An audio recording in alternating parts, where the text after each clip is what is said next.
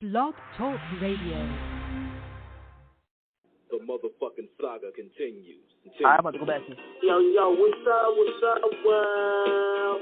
It's badass thugging like I usually do, and you better turn it up, bust some speakers out, cause we off the motherfucking cuff. You dig how we do it? Dog Pound Gangsters 2000 and beyond. Blah. What's up with it, y'all? Man, don't change that down. This your player partner, the legendary Cocaine. And you tuned in live to Off the Cuff Radio. Better not touch that down. Yeah, this is Cassidy, the hustler. And right now, you listening to the Guillotine. Show them the respect they deserve, man. Off the Cut Radio, man. Y'all already know how they doing it, man. I need y'all to stay tuned. They've been doing it for years, so show them the respect they deserve. And you heard it out of bars, mouth. Easy. Keep it moving like this. Yo, this your boy Rampage. You're not rocking with the best. With Off the Cuff Radio. Classic. History. Fix your face to all you haters. We off the cuff, baby. What's up, everybody? This your girl, Bonnie Dollars, the Queen of Trap, representing Crenshaw, and you are now tuned in with Off the Cuff Radio. What's up? What's up, y'all? This is Miss Irresistible, giving a shout-out to the livest show on Friday nights, Off the Cuff Radio, and I'm live from the 704. Make sure y'all tune in for the blazing hot music. What it ain't, what it do. Chili Chill from that original Lynch Mob. And Off the Cuff Radio, always where it's at on Friday nights. West, y'all. Yeah. Fuck the feds.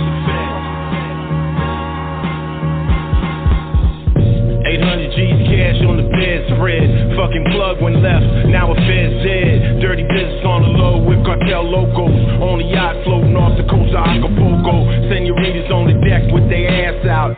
Hoes will always be around when you cash out. The black mask boys, bullies with the fullies hit another lick. Cash bundles in 100 bricks. Everybody's fucking dirty in the gutter, brother. Double cross you, triple cross you, they'll set up their mother. Next stop, recop down in Sinaloa. Dirt cheap, but you gotta get across the border. Cops banging for they take cause they lied too. Pay them double, let them cocksuckers drive it through. Back in Cali, trap house with the view. $11 million beach house up in Malibu. The hustle don't stop, unload, recop. More cars, more jewels, fuck it if a body drop. More bitches, more cash, fuck you. Motherfucker, got them feds in my rear view. The hustle don't stop, unload, recop. More cars, more jewels, fuck it if a body drop. More bitches, more cash, fuck you. Motherfucker, got them feds in my rear view. Gotta call, my man died, thought somebody shot him. Turns my nigga Tito fentanyl and Oxycontin. 100 packs, got the pressure for 100 racks. DHL to ATL, got 200 back. My old partner used to be the motherfucking dude. Fed served him when he started moving dog food. Private flight to Vegas, about 10 deep. My shit don't stink, bitches in designer mink. Everywhere we move, that's where the party go. Presidential suite up at the Bellagio. Hit the tables 1 a.m., let the cash blow. Win or lose, money's clean and we out the door. Couldn't club, dress code said no strap a vest. Fuck the club, all them hoes on crystal meth. Another phone call, move 10,000 tabs of X. Another hour and my bitch is coming out that dress. The hustle don't stop, unload, recop. More cars, more jewels, fuck it if a body drop. More bitches, more cash, fuck you. Motherfucker, got them feds in my rear view. The hustle don't stop, unload, recop. More cars, more jewels, fuck it if a body drop. More bitches, more cash, fuck you. Motherfucker, got them feds in my rear view. Helicoptered off the roof to the Gulf Stream. Met some players in Miami with the triple beam. Said they got the white raw straight from Bogota. Niggas had the illest Bugatti that I ever saw. Insane, crazy crib out on Key Biscayne. Hard body pulled up to it on a seaplane. Cowboys, bad news, plenty of jewels. Speedboat smoke bad bitches, infinity pools. Had my nigga Fetty with me, he draped in Versace. From the Jacks gang banger with a gang of bodies. A mil cash in his Gucci like the shit was legal. 12-inch suppressor screwed onto his Desert Eagle. Met a chica at the crib, a fucking narco queen. Her uncles were the biggest bosses out of Medellin. You could feel the bitch was cold, she was nothing soft. Fuck around with her and get your fucking dick cut off. Me and Fetty hit the jet back to Cali. Private, so fat, coulda had a bowling alley. Wheels touchdown, smooth on the tarmac. G650, true to Maybach. I got at least $500,000 tied in legal fees. Another half, bailing out my little G's. DA's on my bumper, I can feel the squeeze. Till they kill me, I'm a psychopath about this cheese. The hustle don't stop, unload, recop. More cars, more jewels, fuck it if a body drop. More bitches, more cash, fuck you. Motherfuck, got them feds in my rear view. The hustle don't stop, unload, recop. More cars, more jewels, fuck it if a body drop. More bitches, more cash, fuck you. Motherfuck, got them feds in my rear view. All right, we are episode 526 of Off the Cuff Radio. I'm your host, King Eric, the Media Assassin, and this show is sponsored by Buddy Boy Entertainment, Fleetwood and the Cot Pickers, Jesse Boutique, Core Financial, Da Vinci Clothing. I got my host, T-Max, with the facts on the line. What's good, brother? Man, God bless, man, to everybody. It is Off the Cuff Radio, the flyest radio show on the freshest frequency on internet waves. I am the co-pilot, T-Max, with the facts. Of course, you have your head coach, King Eric the Ruler. Shout out to our co-host, Sandman, Lady Chinchilla. And tonight, ladies and gentlemen, once I know I said it before, time and again, but in a long line of legendary, great shows, we have another entry in the long line of great legendary shows.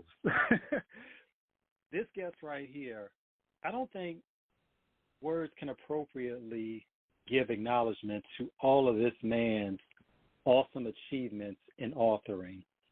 This man has written for Vibe. He has written for Rolling Stone.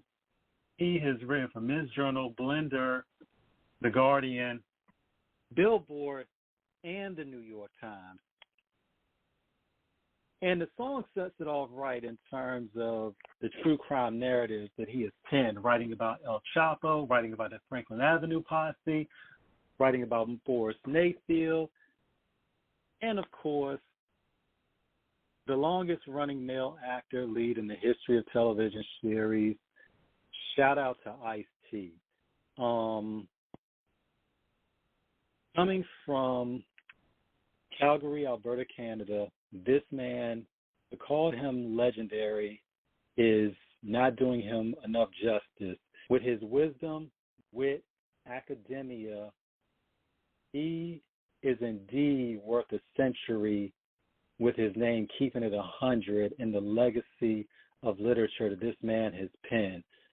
And, of course, we can't forget he is the 2020 Christopher Award winner. We are honored. We are privileged. We are so humbled. Ladies and gentlemen, the extraordinarily excellent Douglas Century. Welcome to Off the Cuff Radio. What's good, my man? Well, welcome, guys. What's good? Can you guys hear me okay? I'm on my little Beats by Dre, Bluetooth. I could switch it up to a physical mic if we needed, but if it's clear? No, we can hear you. How does it sound? No, we good. We hear you. We're good. You're good. Perfect, man. You just gassed me up beyond what, my mother or anybody would say. Shit, man. That was beyond. Like, I'm listening to that going, is that me? Holy fuck. I don't know. Your credentials are a who's who is an all-star of authoring awesomeness. I mean, we had to do some study that we were like, man. Well, I mean, listen, I looked at some of your past shows. Wendy Day. I mean, I was in New York. You're right to say I was born in Calgary, Alberta, Canada.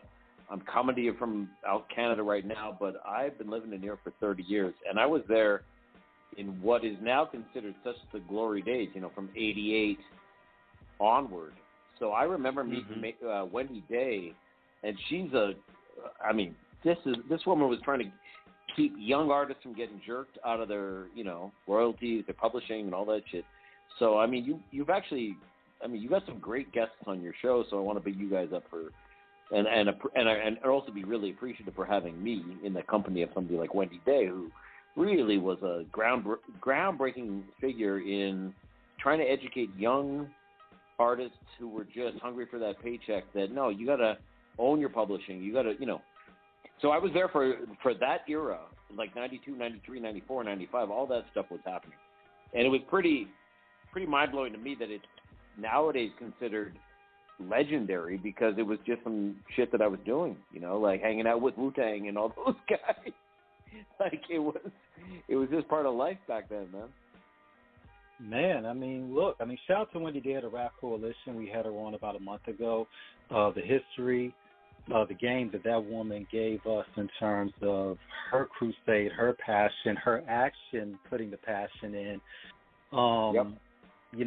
When you look at what she has accomplished in reference to how she has helped out so many artists in terms of giving them the help that they needed but didn't have an outlet to at the time. She's just as much of a legend in the game as you are. One thing about it, she did a lot of practical stuff. You got to understand that nowadays.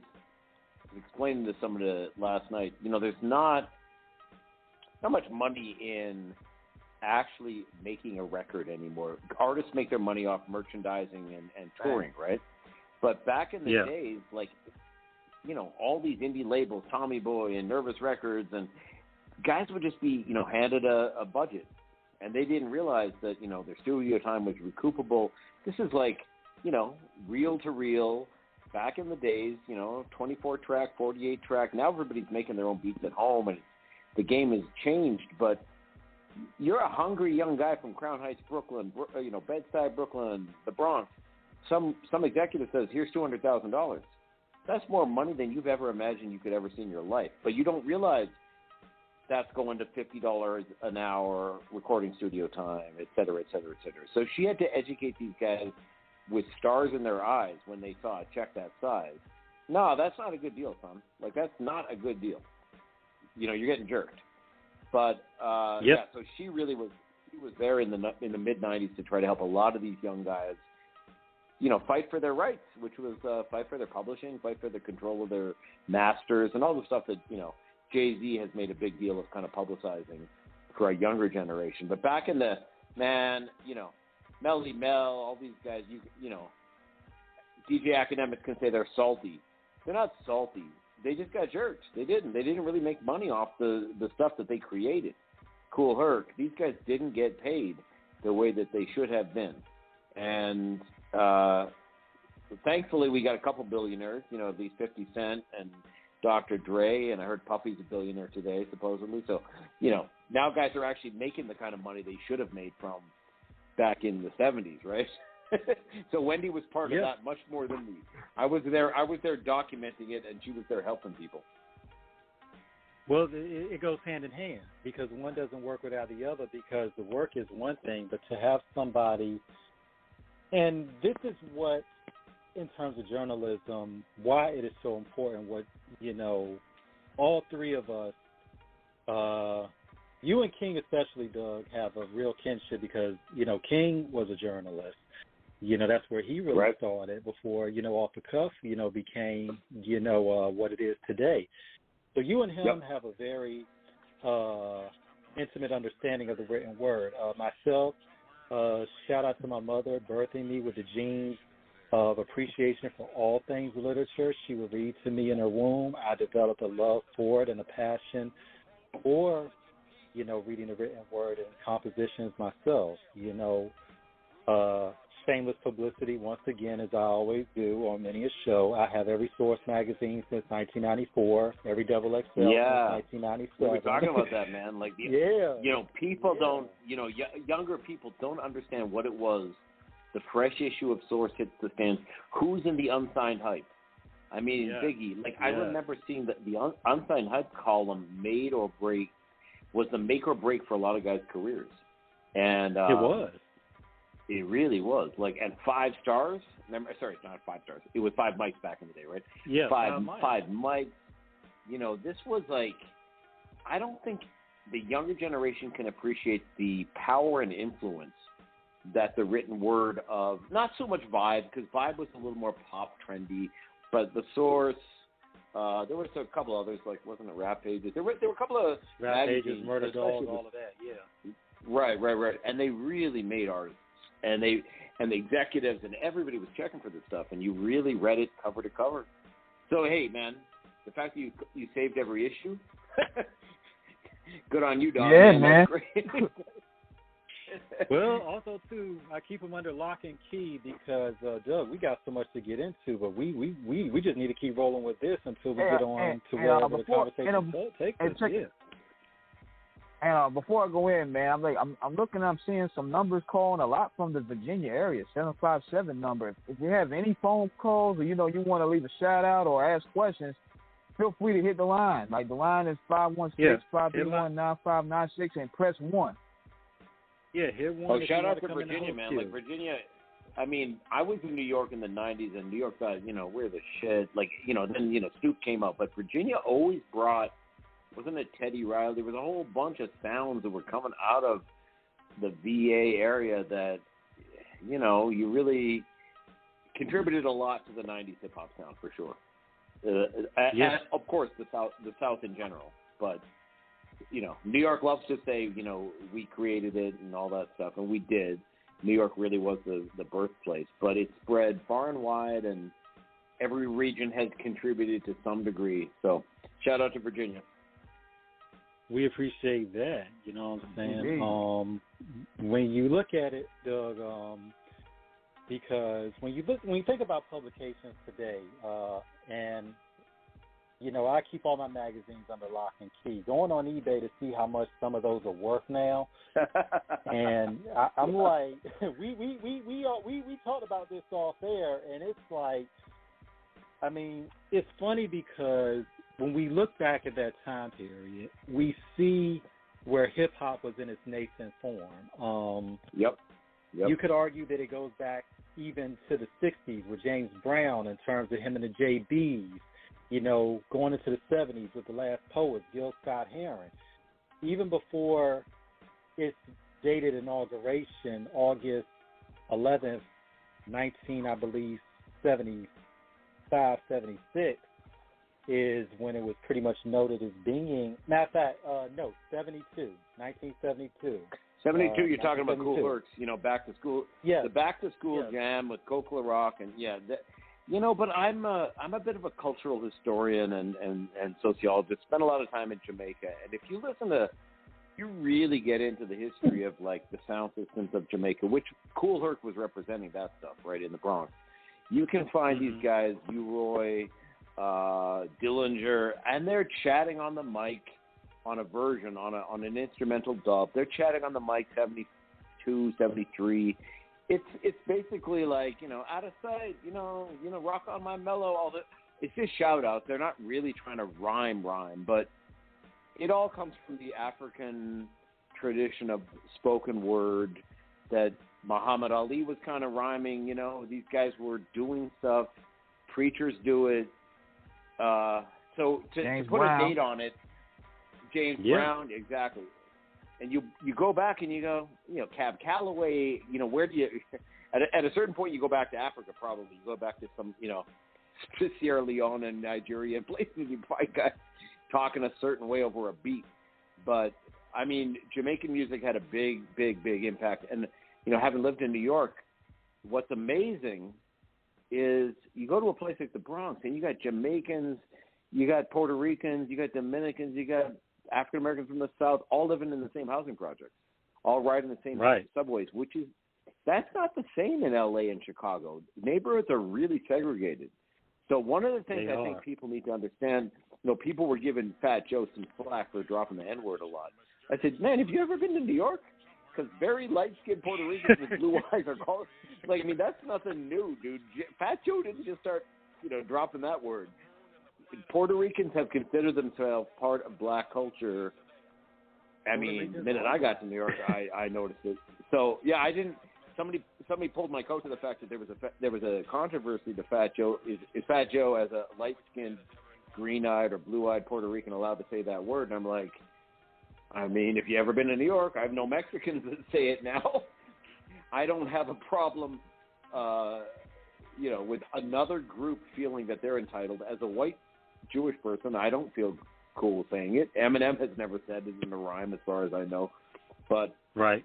When you're in New York, you realize very quickly one of the things that made hip hop happen was the influence of the Latinos. Like, and it's not just the Cold Crush, the Rocksteady crew.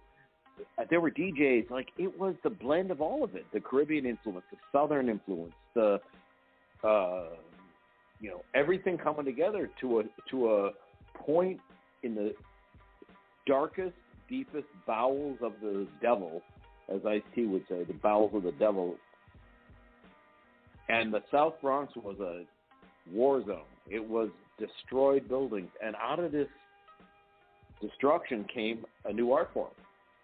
And it's, when I listen to Melly Mel or Coco Rock and these guys talking, they weren't trying to be gangsters. They were just trying to entertain people. Because the real gangsters were there in the clubs with the 357 Magnums, like, yo, shout me up, motherfucker. Like, and if you don't, you're going to get a bullet in your head. Like, you know what I mean? But that's what it was. King and myself, Doug, we always have a running joke on the show, but we're so respectful with it. Old New York. The old New York. Yeah. Old New York, exactly. Yeah, but that's what it was. But honestly, like, to have a little perspective, being born in Canada, I see how New York birthed it, and there were so many great artists out of New York. But then when we heard Atlanta come with its own sound, Houston come with its own sound, obviously L.A., Miami, like, it's the whole United States. And now, I mean, arguably Canada has the biggest rapper, financially speaking, or whatever, and The Weeknd beyond 285 million worth. Exactly. I mean, it is a global phenomenon, right? And it's one of the things I've talked about with Ice. If we're going to get into the whole my relationship with Ice-T and working with him, Ice was spitting what he called toasting, right? Toasting was pre-hip hop. He was spitting what he called crip rhymes, and it's big in the pimp culture, like just being able to rhyme on. And then he realized, man, it's a big deal to actually go into the studio and try to make that shit fit on the beat, because that's not the same thing as actually just. But he was entertaining the Crips in, I think, 75, 76. He said I learned to rhyme basically to keep the gangbangers off my bumpers, right? Like they would sweat me, and I would be like, okay, some of it was quotes from Iceberg Slim, but some of it was just him freestyling and making up shit about the set. And he didn't know about hip hop in New York. So, I mean, the idea that New York created something, I think it existed in African American culture and Caribbean culture, and it just needed a name, right? It needed something to coalesce into a. So, I mean, it's a deep thing in. I mean, if Ice-T was doing it with the gangbangers and they were entertained by it, that they had heard other people do it. I mean, I'm thinking it was more like the kind of pimp talk the guys. Pimps always rhyme, right? And they have these very clever ways of saying things. Yeah, exactly.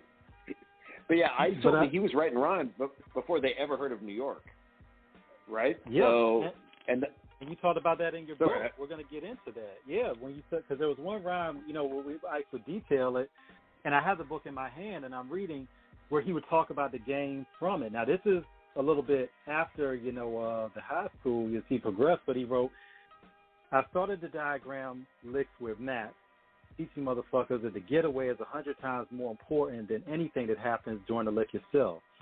The game is forever evolving, and while the finessers were still trimming, some of us decided to bring out the sledgehammers. I rhyme about this in my song, That's How I'm Living. Dash for the jewels, baby, sledgehammers were the tools. I speak on this with hesitation, even though we passed the statute of limitations. Yep. Cold. So now you're getting into what Ice was documenting what ICE told me, and it's a very short passage in this book, Split Decision. You know, he gets laid up. He's a player. He's a hustler. Never got high. Never got drunk because he's an orphan. You know, and he told me, you know, dude, when you're an orphan and you got no older brothers and sisters, and you're in a place like South Central, you don't really have the luxury of getting fucked up. Because he said, I saw a lot of my friends getting taken advantage of, getting robbed.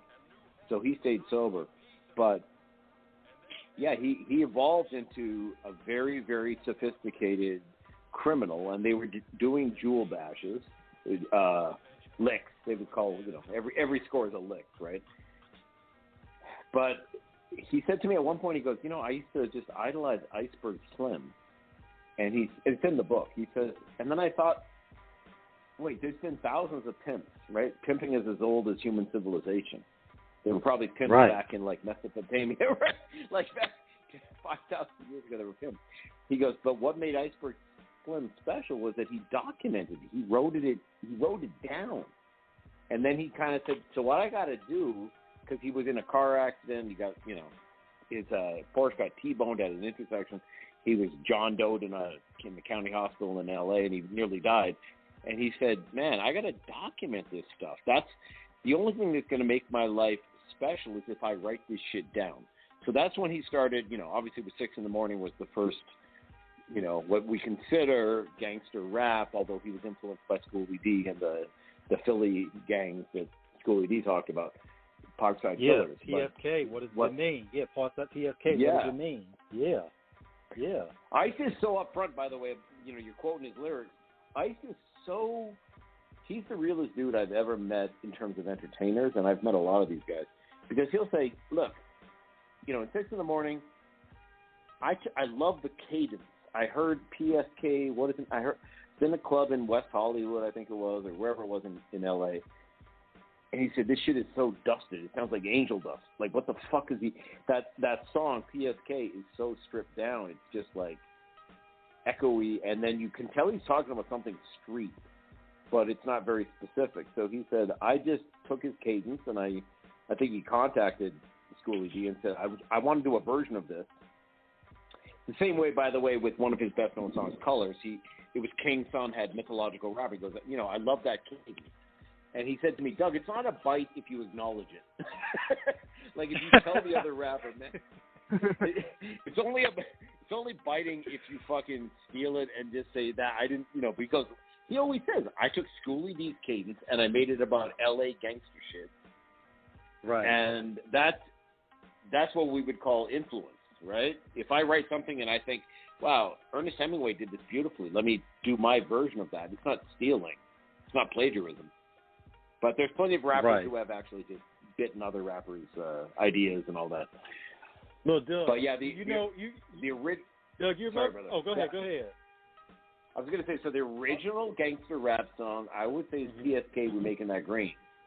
But the original West Coast gangster rap song is 6 in the Morning, Police at My Door, Fresh Adidas squeaking across the bathroom floor. I mean, that's the one that if you go on YouTube, a lot of my younger friends will tell me, I thought, you know, no, didn't gangster rap start with Cube and Dre? And I said, listen to them talk about, hear it, 6 in the Morning, like, influenced them because it was about their lives. They could relate to the reference. Right.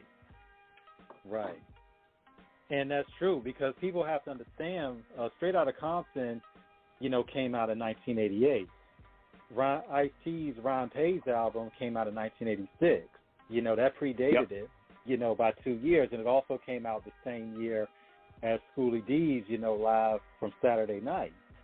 So you're dealing with where hip-hop had this trajectory from party rap, from Rapper's Delight in 1978 to more of the Melly Mel, you know, Grandmaster Flash and the Furious Five, 1984 with The Message, to where it becomes not necessarily gangster rap yet, but it has the template for what it will be in terms of those social observations.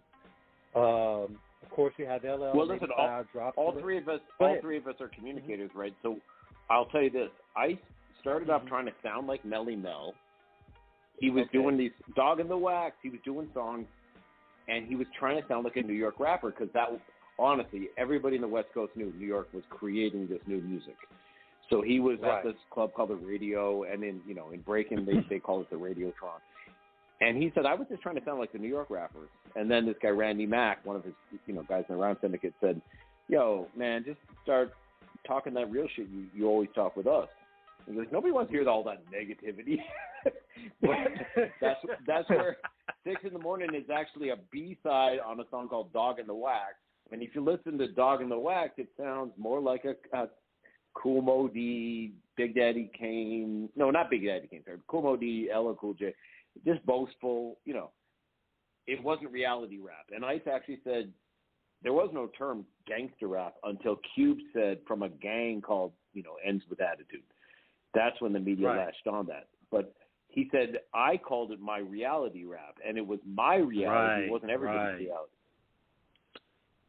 So, and getting back to it, the New York, obviously the New York rappers, just given since we're going to do a little history thing here, New York rappers, I think in the early days, certainly flashed, except for the one exception to it, which is the message.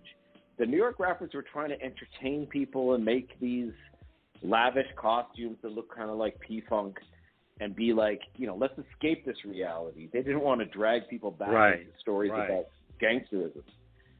But the problem was, Ice told me, all those New York raps, he said, they just sounded fucking goofy. He said, honestly, to real players and hustlers and street cats in L.A., they just sounded goofy. They didn't relate to it. They didn't relate to this throw your hands in the air and all that party shit. But when he did 6 in the Morning, he said they related to that, right? So part of it was just, fulfilling a need for the marketplace, right? Like these Crips and Bloods were living such a hardcore life. They didn't want to hear this. I don't know. It wasn't their reality, I guess. Hearing as great as Melly Mel is and all those guys, it didn't resonate yet with LA the way that when Ice and then later on NWA, Eazy-E, Ice Cube, Ren, all those guys, they brought a different, and also off in the Bay, Too Short. I mean, these guys were doing stuff that really hit home because people want to hear stuff that actually references their reality, right? Absolutely. And when you're thinking about it during that time, Doug, you're absolutely right. When you're looking at where hip-hop back in the day, it was because it was rap music, even for all the issues, that Bambaataa has had has been well documented. Africa Bambaataa, he did give hip-hop its name. Hip for being current on what's going on with the trends of the game, and then hop moving forward in terms of being pragmatic and evolutionary in the progress of it all.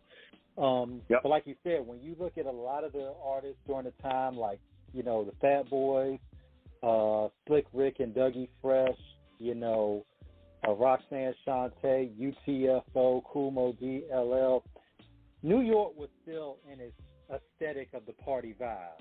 It was about really, catering to that good time because this is the Big Apple. Now, when you're dealing with it, and we're going to get into much more of this. Oh, God, because this is great right now. Oh, and before we get into it even further, Ice-T, if you're listening, thank you from the bottom of our hearts so very much for sharing our show on your story. You have no idea how much. Man, thank you so much. If you're listening, even if you're not, we're gonna have. Man, we're gonna have this. We're gonna have this, of course, on YouTube, SoundCloud link. We'll send it to Doug. You can listen, but we just want to say during the show, before we get any further, you are a legend to us. You were one of our OGs. You were one of our uncles in this thing. We just want to say thank you again. Yeah, respect.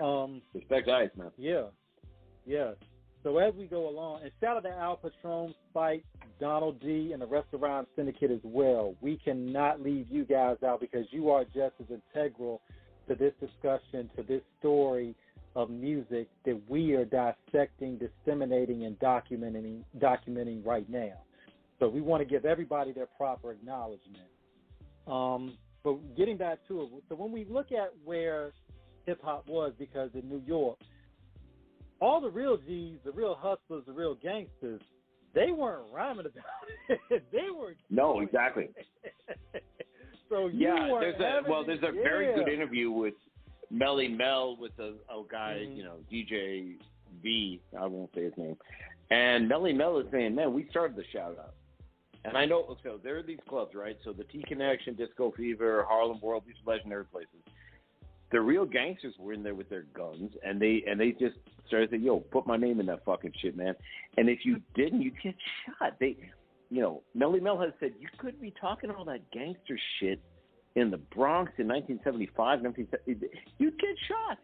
So these guys were not trying to act harder than they were. Something changed in the mid-'90s, and respect to Nas, respect to Biggie, and all these guys. They were not the big kingpins. Nas was not Escobar, obviously. If you are that level, the feds have you in their radar, and they will take you down. So, but right. I view them as journalists. I view them almost as journalists. They're documenting the stuff that they lived and saw very intimately, and they were close to it. But the real gangsters, you don't want to put your shit out there like that, man. Like, you're making enough money selling drugs. No. It's a very I mean, it might be a little bit different in Virginia, but I remember sorry for the digression. I remember I had an assignment to go hang out with Master. Master P was like filming a movie. Of all things, he was filming a prison film, and it was in an abandoned prison in New Mexico. And I go out there, and his real name is Percy Miller. Hanging out with this guy. He's an interesting, fascinating guy. But every guy that was around him, dude, these were real fucking G's. Like, they were like killers. And there was a definite shift where the guys that were getting in hip hop by like the late '90s were bringing a lot of real guys from that world very close to it. But in the first generation, Melly Mel, all those guys, we were just trying to entertain those dudes, man. We didn't pretend to be from that fucking world. Those guys were too real. They were too savage, and they didn't have the patience to even if a guy, let's say, who was a killer, gangster, whatever, I mean, they wouldn't have the discipline and patience to like be waiting around for their turn on the microphone. I mean, you guys know more about this than me, probably, but like, yeah, real gangsters, they've been to prison. They don't like waiting for the phone. They're just very impulsive and narcissistic, and they're just the kind of stuff you have to do as an entertainer. Gangsterism and entertaining are not compatible, right? Like, the gangsters are the guys that are just like, I want this shit now, man. Like, anyway, but I think that the first generation of New York guys were trying to uplift people. And I'll give you one more thing about the old school, and then we can move on. But like the old school, this was in the disco fever in the 70s when hip hop was starting. Hollywood had a residency, I think, on Wednesdays, and Flash had Tuesdays. I mean, just all the legends. I think the first show that Run DMC did was at the Disco Fever. But they told me that the song that was the biggest thing was Ain't No Stopping Us Now. More than any other song. Like, just, that kind of like, let's get out of this shit. We're like in a miserable environment. We're in crime and poverty, and the schools suck. Nobody wanted to hear all that stuff about like prison. I mean, enough people had problems with family members in prison, guns, all that stuff. It wasn't really in the lyrics. It really wasn't. But what happened? Anyway, every culture and every movement takes a shift, so the shift happened in the '90s, right? And we're still dealing with it, right? The trap music, the drill music, all that stuff now is still an offshoot of gangster rap to me, although I'm not well versed in it. But no, it is.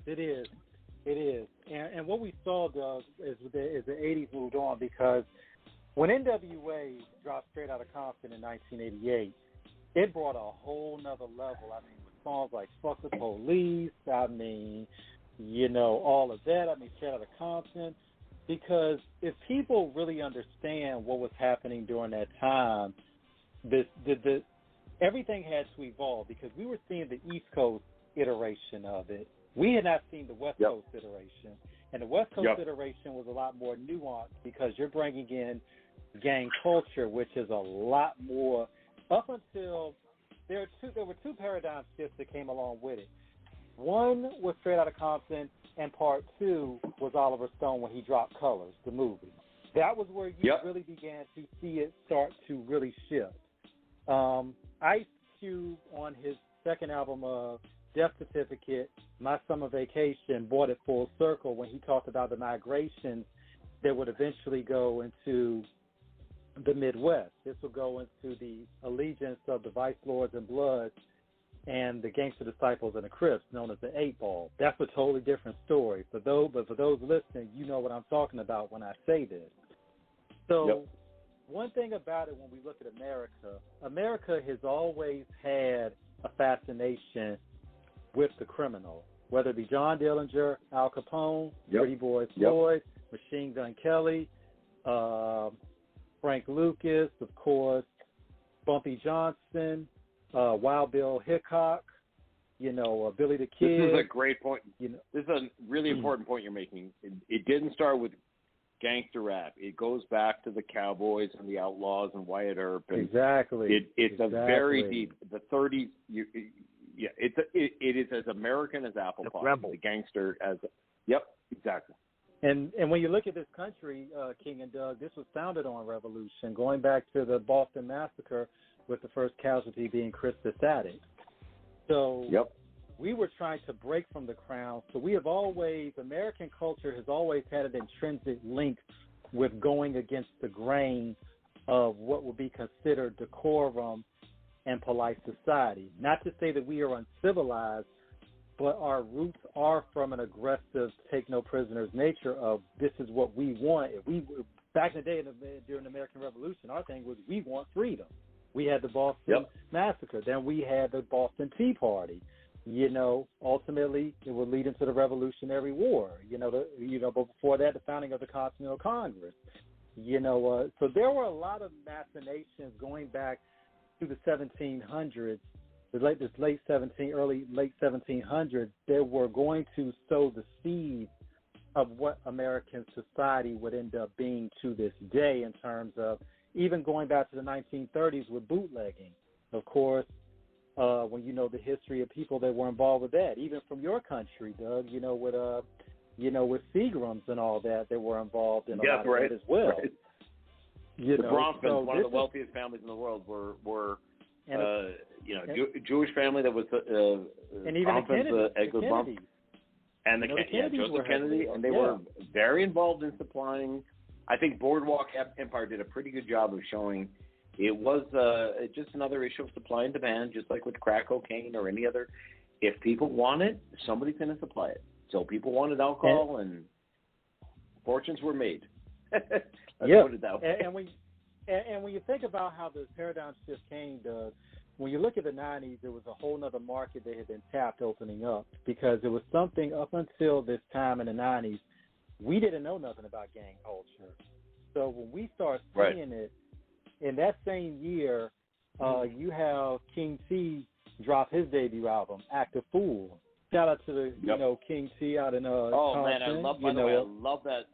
I still to this day love that song, Act a Fool. It is an underrated West Coast. Absolutely. I love that song. Yeah, I mean, next year, Compton's Most Wanted would drop their joint, straight checking them. So I mean, this is from 1988 to 1995, and I'm gonna just name off album titles because those in the know are already gonna know what I'm talking about. You're talking about Straight Checking Them. It's a Compton thing. Death Certificate, The Predator. Born and Raised in Compton. That was DJ Quick's debut. You know what I'm saying? Of course, The Chronic, Doggy Style. It was once they saw how viable it became. I mean, who can forget the Ghetto Boys? Griffith on that other level. Mr. Scarface is back.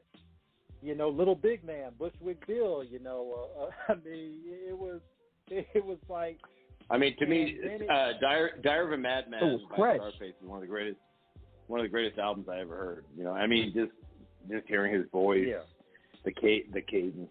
But I'm just gonna, piggyback on what you said there. Like, I married a woman when I got to New York. I met a woman who'd grown up in the Bronx, Caribbean family, but also, her father's side came from Savannah, Georgia.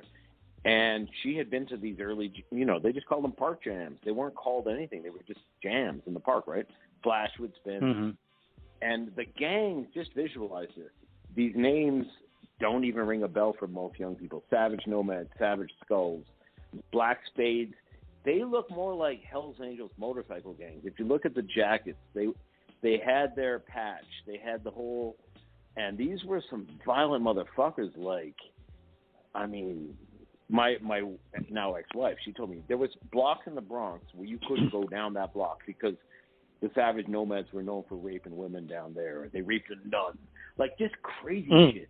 And L.A. had its Crips and Bloods, but New York stuff was a lot more.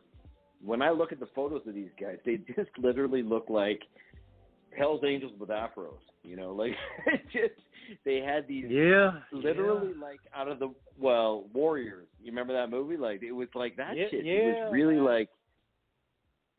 And New York wasn't organized to have like an entire part of the city being Crip or blue and red. They were all like individual gangs, except for the Black Spades. And what Bambaataa did actually was to make the Zulu Nation, and of course we know like all these allegations. But yeah, he took that Black Spade mentality as a gang guy and said, let's turn it into something a little more Afrocentric, a little more cultural. And by the way, so ICE's key producer in the early days was Africa Islam, who was from the Zulu Nation, president. And he said, I asked ICE about forming the Rhyme City. He goes, I love New York. I was in New York, and I love this vibe of the Zulu Nation. But I also realized L.A. was way too gangster to bring something like Afrocentric like the Zulu Nation. So I had to bring something that sounded gangster. So the Syndicate, like I read up on Meyer Lansky and Lucky Luciano, and they created the commission back in the So the Rhyme Syndicate was like, we're all bosses, so we're not going to take each other's heads off. He said L.A. could not have handled something as Afrocentric as Zulu Nation. They, which, God bless Zulu Nation. They had, Tribe Called Quest. All these great groups used to be under this, banner of, what do you want to call it? Cultural consciousness. It's not even Afrocentric. Yeah, it's just, it was. You could say it was a conscious movement because when you look at those New York days, you had gangs like the Decepticons and all of them. Of course, the Low Life. Shout out Thurston Howell the Third, of course. New York. For those that know, when Walter Hill dropped the Warriors, when it dropped in, I believe, 1979, that was a real movie because from the opening sequence, when you see Cyrus addressing all the gangs in New York City, when you talk about over 50,000 gang members, I mean, that was no exaggeration. That was really how it was during that time. And, that's really what it was like going on at that particular point. So there had to be a conduit that would facilitate everybody coming together where there would be a coalescence rather than conflict. It would be cooperation rather than being, carnage. And that's where the Zulu Nation would eventually birth from.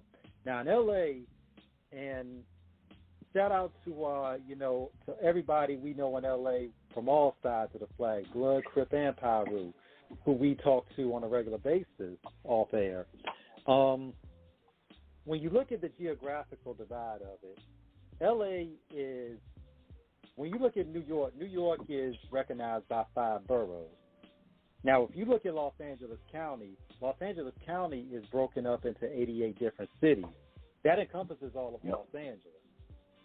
So this is a whole, when ICE talks about how they would have had a time, dude, and you figure in the 80s, this is before ICE really gets big, but you figure even from 1979 to 1986, before ICE really gets on, you figure L.A. by itself during that time was probably probably running with about maybe close to 150,000 gang members, give or take. Oh yeah.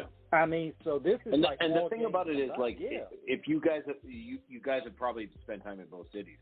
When you're in New York, everybody ends up on the subway. You know, you're on the subway, you're on the train, you're on it. In LA, you got to have a car. Right. I mean, and these neighborhoods. Right. So what I noticed is, like, and this is like, I'm going to use some gangster game. You know, in the mafia, in the Italian mafia, they'll say, "Who you with?" Like, if somebody sees another guy in a club, "Who you with?" You know who I'm with? I'm with so and so. Like, I'm with this crew. It's the same stuff with African American and Latino. Yeah, it's like, who am I with? Well, I'm with these guys. In LA, it's where you're from. Like, what neighborhood are you from? And your neighborhood is your identity. And it could be third generation. Like, man, I'm 60s. I'm 30s. I'm you know, Santana Block. I'm A-Trey. I'm neighborhood. You know what I'm saying? Exactly. I'm Athens. You know, I'm Cedar Block. New York is I'm much Campanella. more New York is much more fluid and based on crews. It's based on, like, you know, my crew, we're making money. Yeah, we're from East, you know, Jimmy Henchman, we're from East Flatbush. We'll fuck with Uptown. In LA, you don't really get away from your neighborhood. I learned this from Spike, who's obviously the other protagonist he was like, he would go fuck with guys in other neighborhoods, and they would say, so apparently they don't say where you're from anymore. They say, what's that Palmer block like? They'll call you out. And I said to Spike, like, how do you answer this? You got to either say I'm not gangbanging, but you can't claim to be you're not from another neighborhood, and you got to tell them. And just going into another neighborhood, you can get killed. Or the fact that your brother was a fucking gangbanger. And that doesn't really exist in New York so much. There's not guilt by association in New York. I don't know about Chicago, because Chicago has its very deep, you know, the folks and the people and all the, you know, vice versa. Chicago's different. Yeah. But New York is much more fluid. What I realized about LA is you use the exact right word, my brother. You said geographical. LA is much more geographical. It is geographical. It's where are you from? What's your neighborhood? Where did your grandmother live? And you are just, you can't switch neighborhoods. You know what I mean? Whereas I think in New York, you can actually switch crews. You could say, I used to be with these guys, Alpo, and now I'm with these other guys. Man. You can actually be a free agent. Man. But it's wild, because the thing was, when we look at the gang elements in New York, that would not come until really recognized in the early 90s, which would be from OG Mac, which would start UBN, United Blood Nation, in the, you know, New York prison system, you know, which would eventually kind of filter down. Most notably, of course, the Bronx is really known for where the Bloods really had a proliferation. This goes back to what was going on with Pistol Pete Rollick at the time, a.k.a. Pistol Pete, and his crew, S&M, Sex, Money, Murder. And how that happened was Tim and OG happened to meet up in prison. And OG, you know, Mac was like, yo, I rock with your movement that you got on the outside of the street. You know what I'm saying? You know, you really keeping it gangsta out there. You know, how about, you know, I want you to come in with us. And Pete was like, that's cool. You know, I come in under the Blood flag, but the thing is, I run that game independently, but we will be part of it, and that's how S&M became identified with Blood Nation. I can't speak from the Crip side of it, because I don't know the origins of how the Crip culture made it, you know, to the East Coast. I only really know about what it is. Dude, I was there for the same thing. It was Rikers Island. There were you heard nothing about Bloods and Crips in New York 92, 93. But 93, 94. Right. Yeah, it was Latin Kings, Nietas. It was Latino gangs in the prison system. And there really wasn't, you know, there were the 5%ers. So the guys I knew that went to prison, like, if you were righteous, you know, they didn't, you know, everybody bonds in prison based on their racial group, right? But by 93, you're right, we started to hear about Bloods, and I knew guys who started to get down with Crips, and I was like, what do you know about Crips? Like, what the fuck? This is not from New York. But it was L.A. transplants who brought it to New York, and it became entrenched. It definitely was. Now, I'm going to take it back one more step further. Like, Spike is from a neighborhood called 30s. Now, 30s in L.A. is also called Harlem Crips. And I was like, so I did some deep dive. I did some, I'm a good journalist, I think. I'm a decent journalist. And I'm like, why the fuck do they call them Harlem Crips? Well, there was one guy from the neighborhood back in the 70s when the gangs were, who had come from New York, and he was from Harlem. That's one theory. Because ICE will say, I'll fuck with 60s, I'll fuck with Harlem. Harlem in L.A. means the 30s, dirty 30s, rolling 30s. But it was originally a guy from New York who was from Harlem. So it goes both ways. And then by the 90s, you have guys from L.A. coming out and bringing this. I never thought red flags and blue flags until the 93, 94. And then it got really serious, So, it got to the point where, there were whole neighborhoods then became, and at first I thought it was kind of like wannabes, but it's not wannabes. Like, they actually got into it, but they're not like, Big U and these guys who really grew up in these neighborhoods and, they're entrenched in it. It's fairly new to New York. But some of it might be fashion. I don't know. It seems like it's kind of cool to be a blood now. Cardi B and Tekashi 6ix9ine. I'm like, they're blood. Man. They're claiming blood. Shout out to our good friend Sean Sotero of Complex Magazine. We had him on a couple of years ago. For those that have not read his book, Dummy Boy, about Tekashi, it's a great read. Pick it up. In addition to Doug's book, Split Decision, written with Ice-T and Certified Spike, both of you authored tremendous tomes of timeless classics in composition. Thank you, man. And also too, Dave East, he's from Harlem and he represents Harlem 30s. Yep. We can only say this because Dave has been, Dave has pretty much said it, if you know where he's from, you hear it on the block that he does rep 30s. When you look at it, Doug, because your journalism, oh my God, I mean, it's about as diverse as my shoe collection, and I got a lot of shoes. Me too, brother. Yeah, so I mean, when you talk about New York, we got to get into one of your books where you wrote about the FAP, Franklin Avenue Posse. Tell us about that. Yeah. Well, so that was a guy named K1. It was a 5%er. I met him, and he was aspiring to be a rapper, but he was a gangster. He'd done a bunch of shit that was notorious. In the time that I met him, I just started hanging out with the dude because he kind of needed help negotiating. So the best-known crew that was, actually signed from FAP was Buckshot, Black Moon. They represent, he'll say in his lines, hit me when I represent the FAP or Franklin Avenue Posse. They're a crew. It was more based on cocaine dealing, crack dealing, and going down south to Virginia, Washington, D.C. These were some serious dudes, man. I would say it was much more influenced by the Caribbean culture, and these guys were like gunslingers. Like, every guy I met from that crew would be crazy. I'd be to this day, there's a guy named Justice. I think he's living in Atlanta now. And K1 said, yo, me and Just were going at it in D.C., shootouts and shit. And I'm like, yeah, we're all sitting here having pizza now, so it's all, like, dead and buried now. Like, you're not going to pull out your guns anymore. But, yeah, these guys were, like, they were the children who came of age in 85, 86 when crack just blew up, and they saw the opportunity to make money. It destroyed communities. It wasn't... None of it was pretty, the amount of murders and all that stuff. But, yeah, that exposed me to this world and also to that hip-hop world of the 90s, which we're talking about. Biggie was about 3 or 4 years younger than these guys. So Biggie was from Bed-Stuy. Franklin Avenue, Mike Tyson was more like East New York, Brownsville, where he grew up. Right, Brooklyn. Yeah. But this is all, Brooklyn is so big. When you get out there, like my mother was born in Coney Island. Brooklyn is 4 million people, right? It's a separate city unto itself. But I remember reading this book called Fire and Fury, which was by Jose Torres. And it was an early biography of Mike Tyson before he was just the young heavyweight champion who was obviously a troubled guy.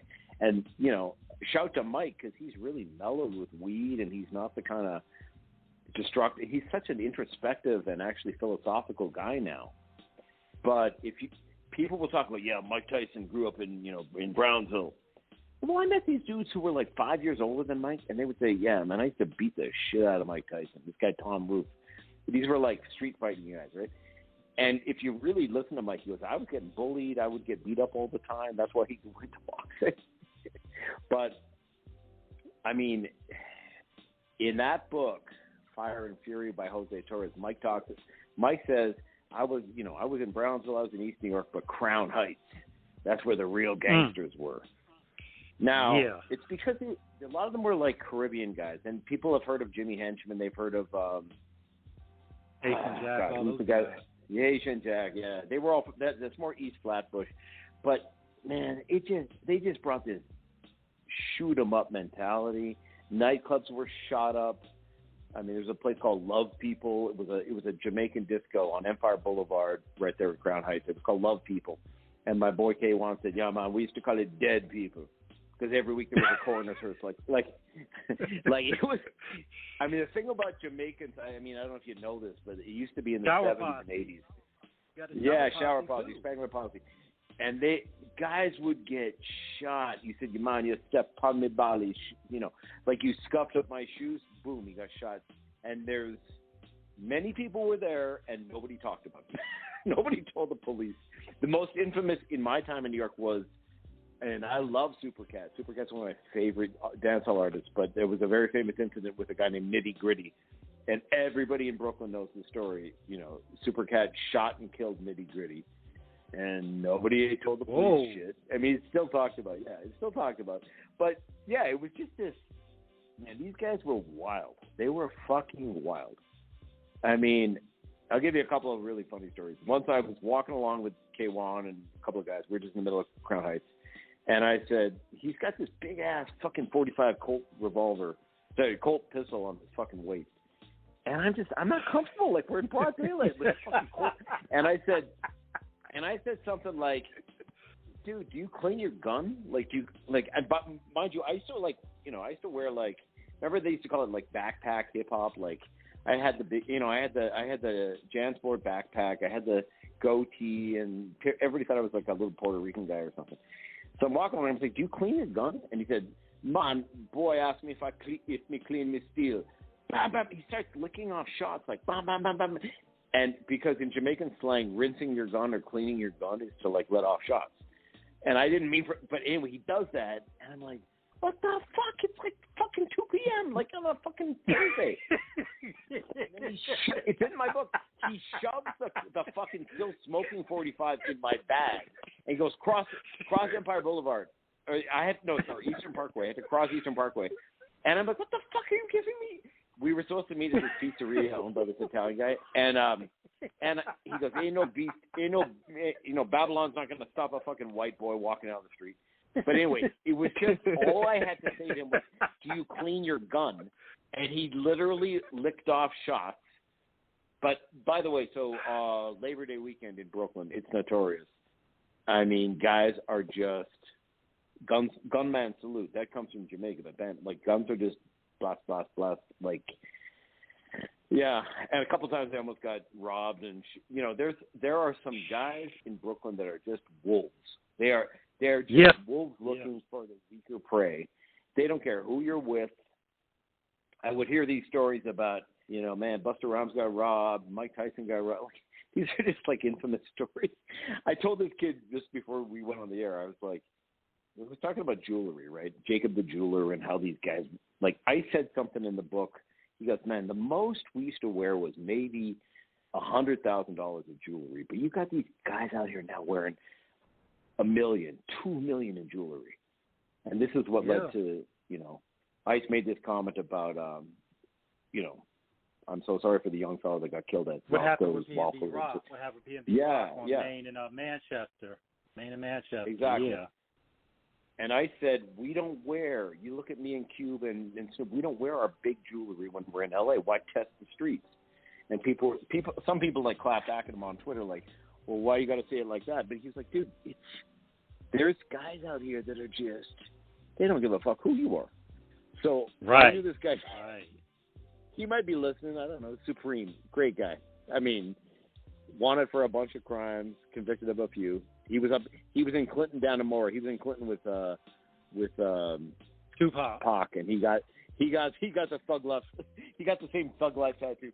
But anyway, when Mike Tyson first came home from that, remember Desiree Washington, the rape conviction, and Mike Tyson got a big house in New Jersey, and there was like this pool party or some shit. You know, like honeys are going to be there, and Preem is telling me, "Yo, Doug, we hitting up Mike Tyson's pool party." I was like, "Well, you got an invitation?" He goes, "No, man, we're going to be in the parking lot. We're just robbing motherfuckers." I was like, "I don't like all the celebrities. These guys don't care if you're, you know what I mean? If you are Puffy, if you're anybody walking in there and you got jewels on, they're just run them jewels, man." I mean, Brooklyn, you know, I'm sorry, like Biggie represented that Brooklyn mentality in, God, give me the loot. There's a give couple, me the loot. Yeah, it really is. And there used to be a chant, right? Like money making Manhattan, but Brooklyn is basically taking shit. And I saw that firsthand. It was like, man, these guys are just, they don't care who you are, what your reputation is. You're the heavyweight champion of the world. You're wearing a lot of jewelry. You know, well, give me that shit. Here's a gun to your head. So, you know, I was around those guys, and they were, that was an education. I got an education. But also, yeah. what to say. Visited guys on Rikers Island. Visited guys upstate New York. Sing, all this shit. And, you know, honestly, as a guy that was born and raised in Canada, it also showed me, getting a bit serious here, about the discrepancy in housing and I mean everything in the States. When you actually visit, when you move there from another country, you just see how racially and ethnically and educationally, like, it's just, it's not a fair playing field, right? You go to these housing projects in East New York, and it literally is like The Wire. You know, guys, all the elevators smell of piss. It's not safe for grandmothers to go get their groceries. You know, I mean, the worst thing I remember seeing once, I put this in the book, I think. I'm hanging out with this guy, Supreme's brother, Life, good guy. Like now he did a gun running charge. I think he got busted. They all used to come from Brooklyn down south to where you guys, you know, like Virginia, you could buy guns with a straw man purchase, get a girlfriend to buy a bunch of guns, and then bring them back up to New York. That was a big thing back in the 90s. It was more lucrative than crack, right? Buying cheap guns and then selling them on the streets of New York. But I went out to see him, and I was like, man, we're in East New York. And we go to the corner store, the local place where you can buy, like, you know, cigarettes, whatever. And you can't even interact with the I mean, there's so many robberies. It's all bulletproof glass. And the only interaction takes place between almost like a little mini revolving door of plexiglass, bulletproof glass. So it's almost like you felt like people living in these neighborhoods are being treated like animals by everything, by the cops, by the shopkeepers. And I just found it, you know, on some level so depressing, because, like, how do you grow up in that place and feel like you can get out of it, right? Especially if you didn't have a chance to get it. Sorry. Go ahead. Matter of fact, I don't know if you're familiar with this movie by Matty Rich called Straight Outta Brooklyn. You familiar with that? Mm-hmm. I remember thinking about that was for those that know it, Larry Gilliard from The Wire, you know, that was his film debut, as well acting. But this was, and mind you, Doug, this and King, you know, this was in the early 90s when that movie came out, and that was gritty back then, because that was really about how Brooklyn was. I mean, when you think about how ill Brooklyn is, if you listen to the song Brooklyn with Cashmere, Big Daddy Kane, Joel Ortiz, and Mano, you know, Mano has that line, you know, her Steph still got his chain in Brooklyn. Now, for those that don't miss that reference, that was when Stephon Marbury, who's from Coney Island, he got his chain. He was riding down the street, I think. This was back in, like, 99, 2000. Open air Bentley, 2 a.m. They ran up on him and they ran him for it. And that was and I know exactly which chain that they got, because it was that diamond. It was that diamond link with the number 3 on it, which was valued at $180,000.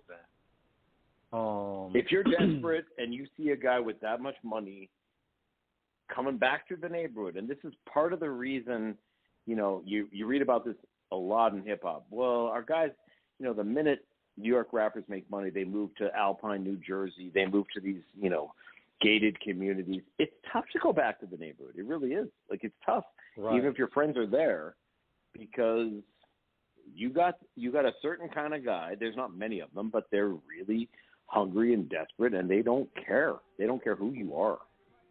Yeah, so those stories are all real. I remember I wrote an article in the New York Times about when Jacob Arabo, Jewish guy from Kazakhstan, he starts Jacob the Jeweler.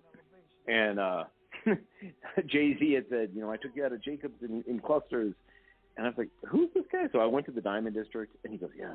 He showed me this diamond pinky ring he was making for Busta, who was like, it was like the size of a walnut. It was huge. And I said, yeah. Well, who's going to wear a pinky ring, worth $5 million? Like, first of all, every other person will think it's cubic zirconium, because who would have a ring that big? And if you're not the King of England or Queen of England, and if you are wearing it and it's real, and you don't have like 50 guys with machine guns, someone's going to take it from you.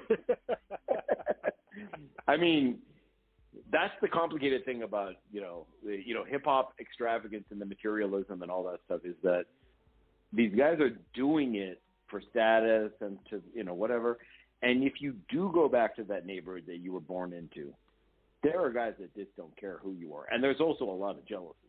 Let's be honest about that. There's a lot of guys who are angry and jealous that you made it, and they'll take your shit. So it happens to ballers like Stephon Marbury. It happened to Tyson several times. I remember hearing Mike Tyson got robbed. I mean, it wasn't well publicized. It wasn't like reported, but it was just like, dude, if you're driving your nice car, I remember Mike Tyson had a 3-wheel motorcycle, like a trike. He was riding around. I mean, one thing about Mike that was so cool, I remember this. He used to just come back. He used to just like hang out in the neighborhood. Mike was such a real guy back then. Like, you'd hear about it and be like, yeah, Mike Tyson was just hanging out. And I'm like, with his money? Like, why did he need to do that? But I think he got refreshed, and it kept him grounded to see these guys that he grew up with, right? But yeah, anyway, so getting back to that was the first book, and that was my education into this gangster world, but also a little bit into the 90s hip-hop scene, which was, I mean, I still fuck with, people don't listen to it much.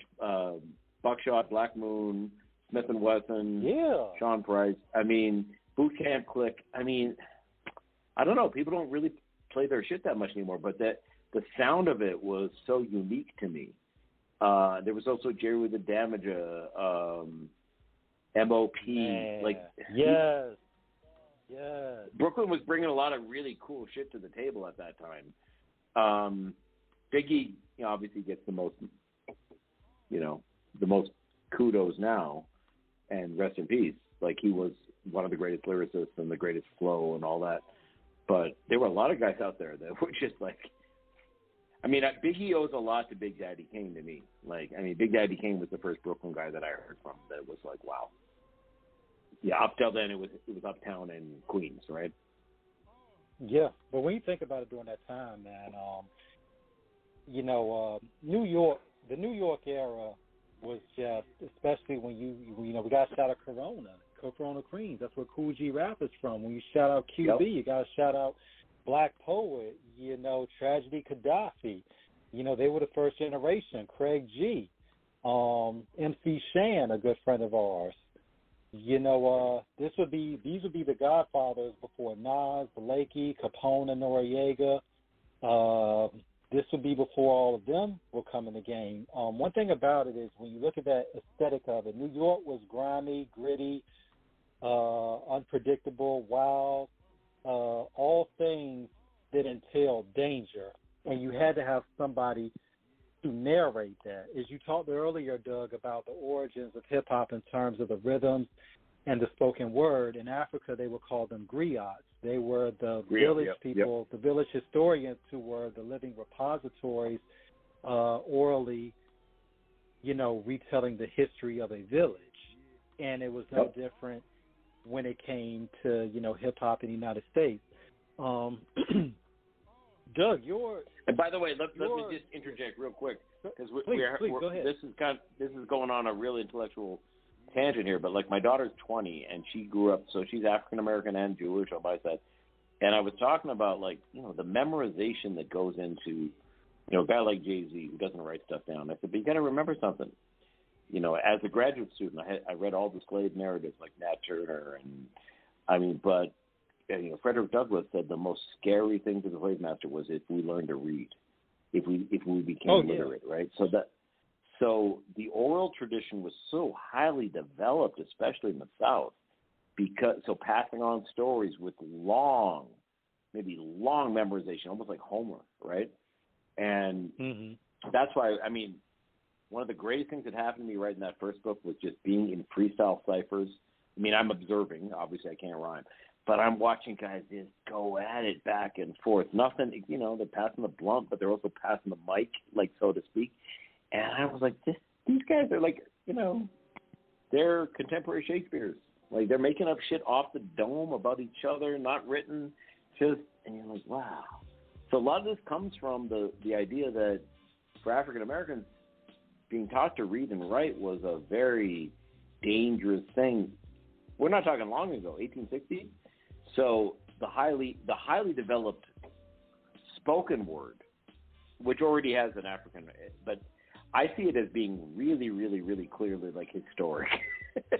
Like, African American people in general, there's a lot of great wordplay and self-deprecating and all that, and you go to the churches but yeah, I think when you really look at the fact that for generations, African American people were not taught to read and write intentionally, and so they developed amazing storytelling abilities that required memorization.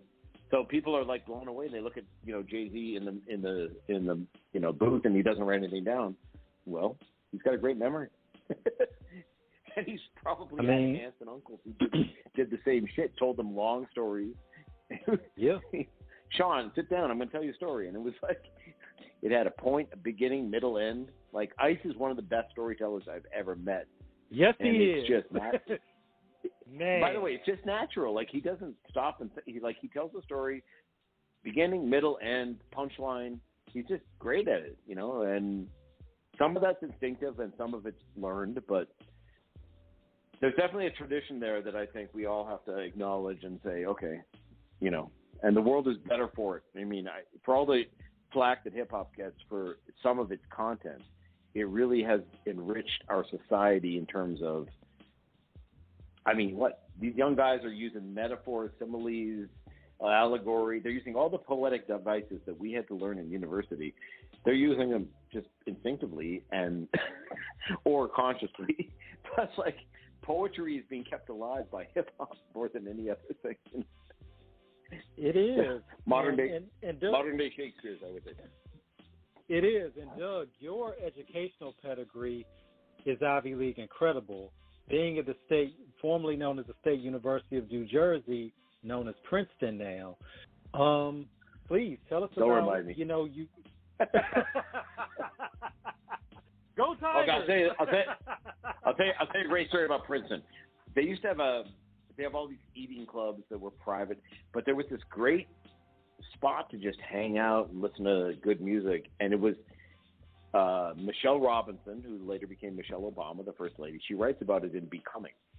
Back in the 80s, it was called the Third World Center. And even back then, I was like, this is kind of an offensive title. They changed it. But they had the best fucking parties. And I got trained. So there was an indie rock kind of radio station. It's called WPRB. So I said, okay, I'd like to be a DJ. I think I was freshman year, sophomore year. And they wanted me to play all these groups I didn't care about, the Replacements. And I was like, what the fuck is this shit? And somebody, I'll never forget, when you start to learn how to be a radio DJ, they give you the graveyard shift, like 1 a.m. till 4 a.m, right? Like nobody's listening. And some guy calls in and says, can you play Grandmaster Flash and the Furious Five? And it was like a 12-minute record. And I'm like, holy shit, seriously, dude? I got to play this whole thing? I wasn't relating to it. I didn't like that. I go to this party at the Third World Center. It had to be around 1985 because LL Cool J's debut record, Radio, was just out. And I heard Rock the Bells. And it was kind of like go-go music or whatever. It was just the beat was so stripped down. And I went out and bought that vinyl. I still have it, 1985. I was like, holy shit. LL Cool J's Rock the Bells, I heard it at a Princeton party, and I was like, this is changing my life. Prior to that, I'd only heard Melly Mel, like, on the Shaka Khan going, Shaka Khan, I want to rock you, Shaka Khan. Like, I really didn't know hip-hop. I wasn't really, you know, and it was more party music. Then when I heard Rock the Bells, of course, then we all heard, like, Sucker MCs and Run DMC. Yeah, I mean, honestly, well, Princeton's a great education. I look back on it now, though, it was an education for me in lots of ways, including learning about hip-hop, learning about reggae, learning about stuff from people that my roommate was from Jamaica. So by 82, I went down to Jamaica with my roommate and was just like, then I fell in love with Yellowman and Tiger and all these big DJs that I'd never heard. Man. This yeah, shit. You take yeah, it man. back. Jelly Thunder, yeah, I mean, Cuddy Ranks, yeah, Louis Rankin, rest in peace, a good friend of ours. Yeah. I got a chance to go down there and see like Sunsplash and all that stuff. So, yeah, but I'm going to say something. A friend of mine was an English teacher at a private school on the Upper East Side, and he said it was, I forget why he asked me to come in, but he's got these 15, 16-year-old students, maybe 14, 15, and they were not relating to sonnets by Shakespeare or Geoffrey Chaucer. So I came in and he goes, can you talk about writing? And I brought in all these hip-hop lyrics. I brought in Commons, I Used to Love Her. And I was like, okay, let's, you know. And I said, I had them all read the lyrics, and then I played the song. And I said, so this is an allegory. Do you understand what an allegory? He's talking about hip-hop. He says it at the end. Who I'm talking about, y'all, is hip-hop.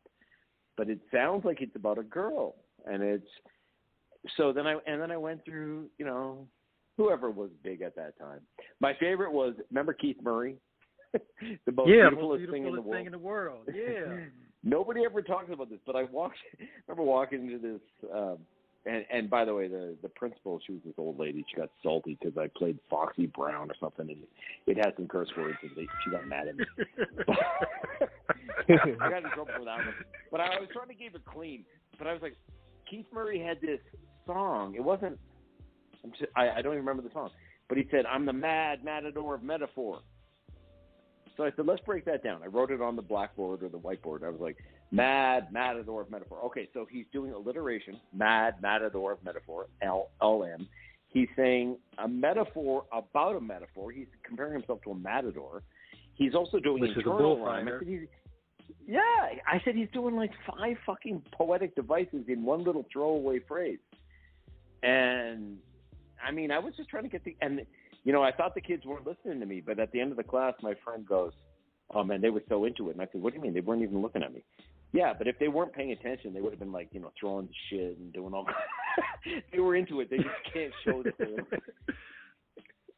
And then when flash forward a year or two, Eminem's movie 8 Mile comes out, right? And I had been in Freestyle Cyphers. I'd been at the New Music Seminar, Battle for World Supremacy, Supernatural against Craig G. I mean, guys coming off the dome with crazy. And, you know, Eminem's movie comes out, and my editor at the New York Times at that time, well-meaning, like she didn't mean to be, you know, in any way condescending. She just said, but that wasn't real, right? I said, what do you mean? Guys making up stuff like on the spot like that. And I said, of course it is. It's called like coming off the dome. Like, she goes, oh my God, so all these guys are like Shakespeare. I said, yeah. This is back in like whenever Eminem's movie came out, like 2001, 2002. And I said, yeah, but if you see it in real life, you'll see it. Like they're going to humiliate each other based on what they're wearing. And she said, but if they're doing that, then they're modern day Shakespeare's. I said, yeah, hello. I mean, this is at the time, mind you, like people were still calling hip hop well into the 90s a fad, right? They were still calling it a negative force or whatever. And so, you know, I'm answering this in a very, very, very long-winded way about Princeton. I was like, you know what? I would take anything I learned at Princeton as an English major, literature major, and I can find that in pop music. I can find that in hip-hop. Hip-hop more than any other genre. I can find all the poetry and all the storytelling. Slick Rick, A Children's Story. Ice-T's Midnight. I mean, these are great stories told in 3.5 minutes, right? Yeah.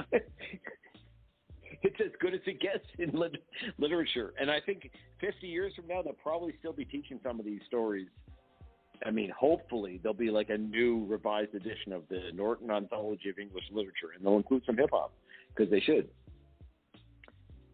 I mean, I'd have to quiz you guys, but it never got better for me than Rakim. Like, Rakim was the most genius lyricist, poet, jazz musician. Like, everything about his cadence and flow and complexity, I hold the microphone like a grudge. Like, they were all happening at the same time for me. Slick Rick, I mean, I heard Cool G Rap being the first great storyteller, gangster kind of rapper, but then I heard Rakim and I said, wow, this is just a different level.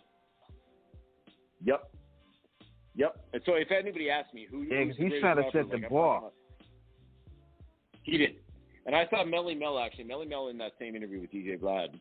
He goes, you know, when Eminem came out, I didn't have to change the way I rhymed.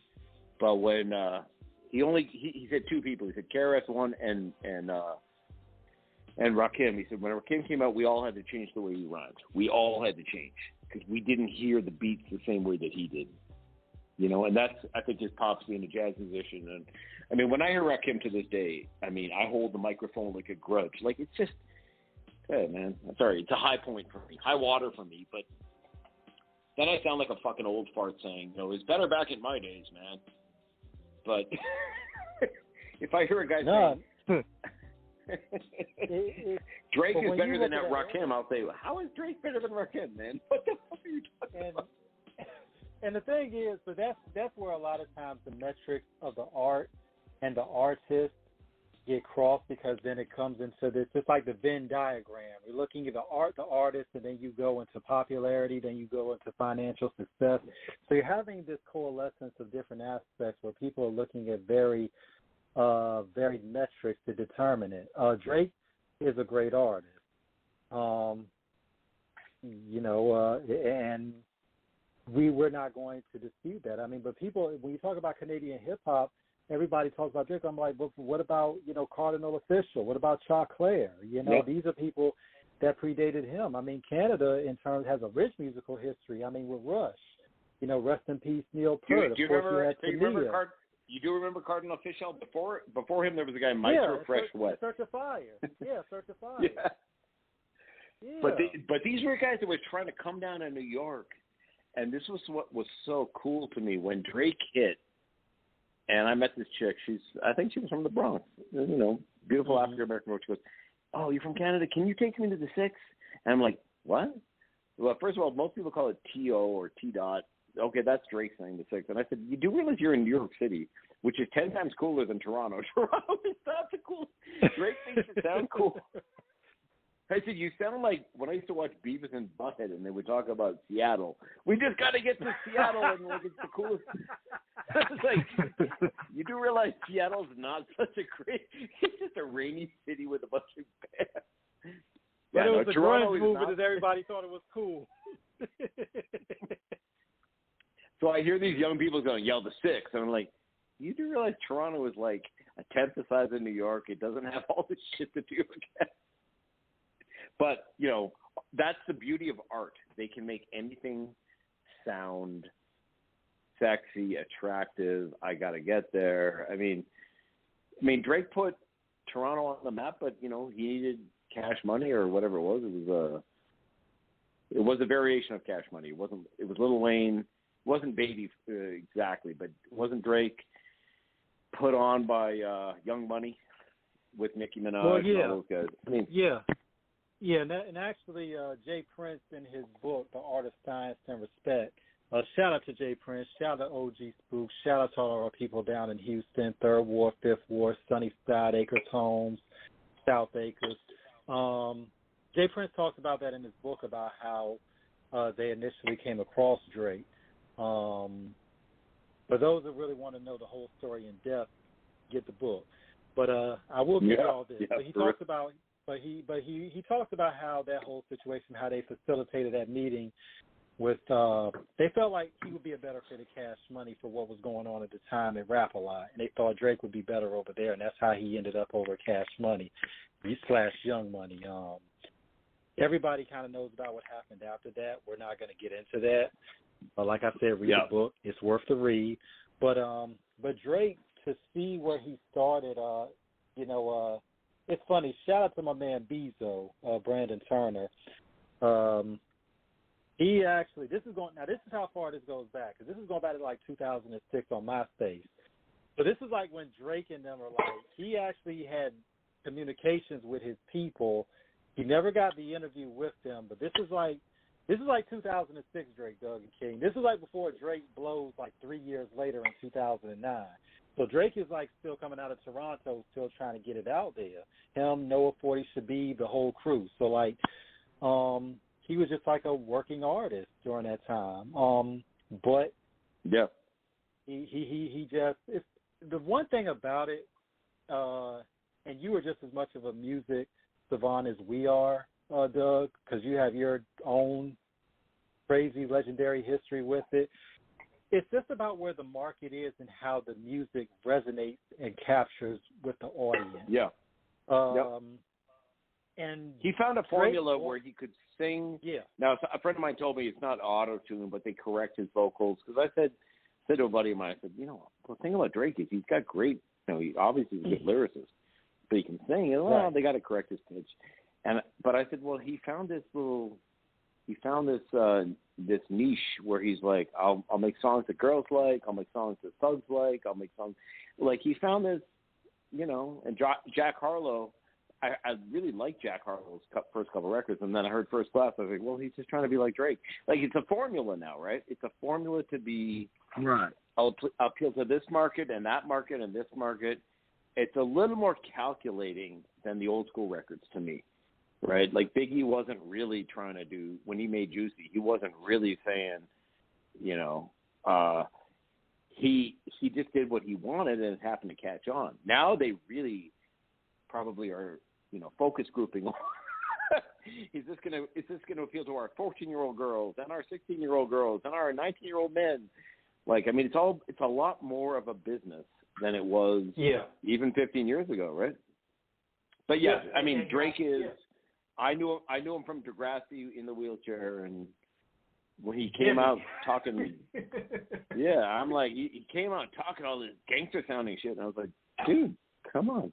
So my daughter, who's she's American, and my daughter kept saying, why does he keep saying he started from the bottom? He started on Degrassi. I'm like, I think he means he didn't have connection to me. He's not trying to say he was the poorest guy in the world. He had a bar mitzvah in suburban Toronto.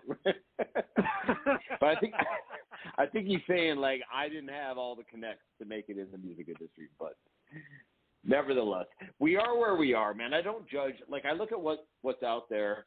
I mean, getting back to Ice-T. Ice-T got into some shit with Soulja Boy, everybody knows. And when I asked him about it, I was Which is hilarious. Yeah, it was hilarious. And he was like, man, I was just saying, this isn't lyrical the way, so, Superman, whatever the fucking song Soulja Boy had out. And it's just, eras change, right? Eras do change. Right. And the fact is, it was much more lyrically based back in the mid-'90s. Even, I mean, for me, like, people talking about 93, 94, I'm like, man, I fuck with 1988. Because, like, I had the first time I heard Public Enemy, I heard, like, I heard Rakim, but then I heard Joe Ski Love doing Pee-wee's Dance. I heard Chub Rock doing Popeye. Like, it was so mixed up. You could have crazy fun records and then also gangster records. It was such a diverse, playing field. And plus there were so many independent labels. So all these guys are putting out stuff. To me right now, it all sounds a lot more the same. And that's the problem. Yeah. It's just a little bit more homogenized, right? That's a problem. Yeah. I mean, but that has to do with the money, right? People are going to change. Yeah, but that's what happened along the way. Because what we started seeing was, and what you said, Doug, is it's so spot on, because back in the day when it was considered a fad, nobody really looked at hip hop as being commercially viable. I mean, hell, they killed Hammer for doing, cartoons, doing a KFC commercial, which I didn't think was being Sambo buck dancing. It was just they were selling a product. But it was the fact that what it was for that time, it was the element of what was considered hip-hop was still sacred to the street, which would be the premise for Ice Cube's True to the Game when he had that second verse. When you first start rhyming, you started off slow, and then you started climbing. But it wasn't fast enough, I guess, so you gave the other style a test. You was hardcore hip-hop. Now look at yourself, boy, you done flip-flop, giving our music away to the mainstream. Don't you know they ain't down with the team? So it changed the whole trajectory because we saw it being now, it was making it into the commercial mainstream, which would also come in 1992 when Main Source did Faking the Funk. When Large Professor said at the beginning, and I do realize now that hip-hop is a business. So, exactly. But you know what? Thank you for reminding me. Main Source, by the way, for anybody who's listening who doesn't know where Nas started. was from Canada too. But Live at the Barbecue, I mean, that's what I remember that when we were this kid, Nasty Nas. We're like, who the fuck? Yeah, like he was killing. Like, I mean, I was there. I'm not boasting and bragging. I'm just saying I was there. I was there when I heard. I went to the New Music Seminar. It was '93. I met Suge Knight, and there was no East Coast, West Coast bullshit. 93, 92, I can't remember. Got his business card. It was made like on some Kinko's fucking photocopy shit. Like it was just like, this is death row, like a guy. But Biggie was out front with his own, when what is it called when people go on strike, like a placard. Biggie, they were just, who is B.I.G.? Because at that point, the one single they had out was Flavor in Your Ear by Craig Mack. And I'm going, okay, who's this new label bad boy? I mean, I knew who Puffy was because I used to go to all the parties. And there was a party called Puffy's, can't remember, at the Red Zone. And it was the place to go hear hip hop. And then he got fired from Uptown Records. Anyway, he did his own shit. But like all this stuff that you're talking about, like Main Source comes out and we're going, who's this kid now? Nas? Who's this kid? Biggie. Like, it was, I mean, it was so interesting and entertaining at the time to just hear new voices and just to hear what they were doing and hear what, I mean, there wasn't all that commercialism. It wasn't all a business plan. Like, let me market this, let me market the merchandise, let me market the tour, let me do this, let me calculate this. It was a lot more Wild West. Let me put it that way. Wild West. Well, it was about pulling your six gun. Yeah, I mean, he was about pulling your six gun. And, it was literally, and you figured that was the beauty of it. I think that's why, especially us being older, we have such a fond nostalgia for it in terms of that generation, that iteration, the time of the music, because it was all about, it was more authentic. When we think about some of the songs that came out during those eras, like between 88 and 99, I mean, Willie D's Gangster of Love. I mean, could you imagine if that dropped today? So those gangster dudes, I'm telling you about those gangster dudes in Brooklyn, like, right? I'm telling you about, and I'm driving around with this guy. So Supreme, Life, there's another guy, Justice and I are driving around, and he just keeps blasting this song by Scarface, It's Going Down. And it's just about a guy picking up another guy's girl. And he said, this is the most gangster shit I've ever heard. And it wasn't gay. It was just like, go on. If my homies caught me slipping, they do the same to me. And it was like, and so I'm going to tell you, this is real New York gangster G's. Like, this guy had a fucking manslaughter conviction. Like, this is the most gangster fucking record I've ever heard. But it was just the way he was talking. It had nothing to do. It wasn't violent. I mean, the more rah, blam, blam, blam shit you hear in records, the more I actually think it's not gangster. You know what I mean? Right. Like Ice-T's, I'm thinking of his catalog as far as gangster shit. Like when he does High Rollers, So getting back to our book, which we were going to talk about, I mean, Spike in the video for High Rollers, which is going back quite a ways now. He's really holding the tool. Yeah, he's got an Uzi, and the police were looking for a robbery that happened in Santa Barbara, where if you want to read the book, three of the Harlem Globetrotters were falsely arrested before they used the phrase racial profiling. Spike's about 5'10", his cousin is 5'6" at the time because he's like 12 years old, and they end up throwing three of the Harlem Globetrotters a day later. One of whom is 6'11", the other 6'10".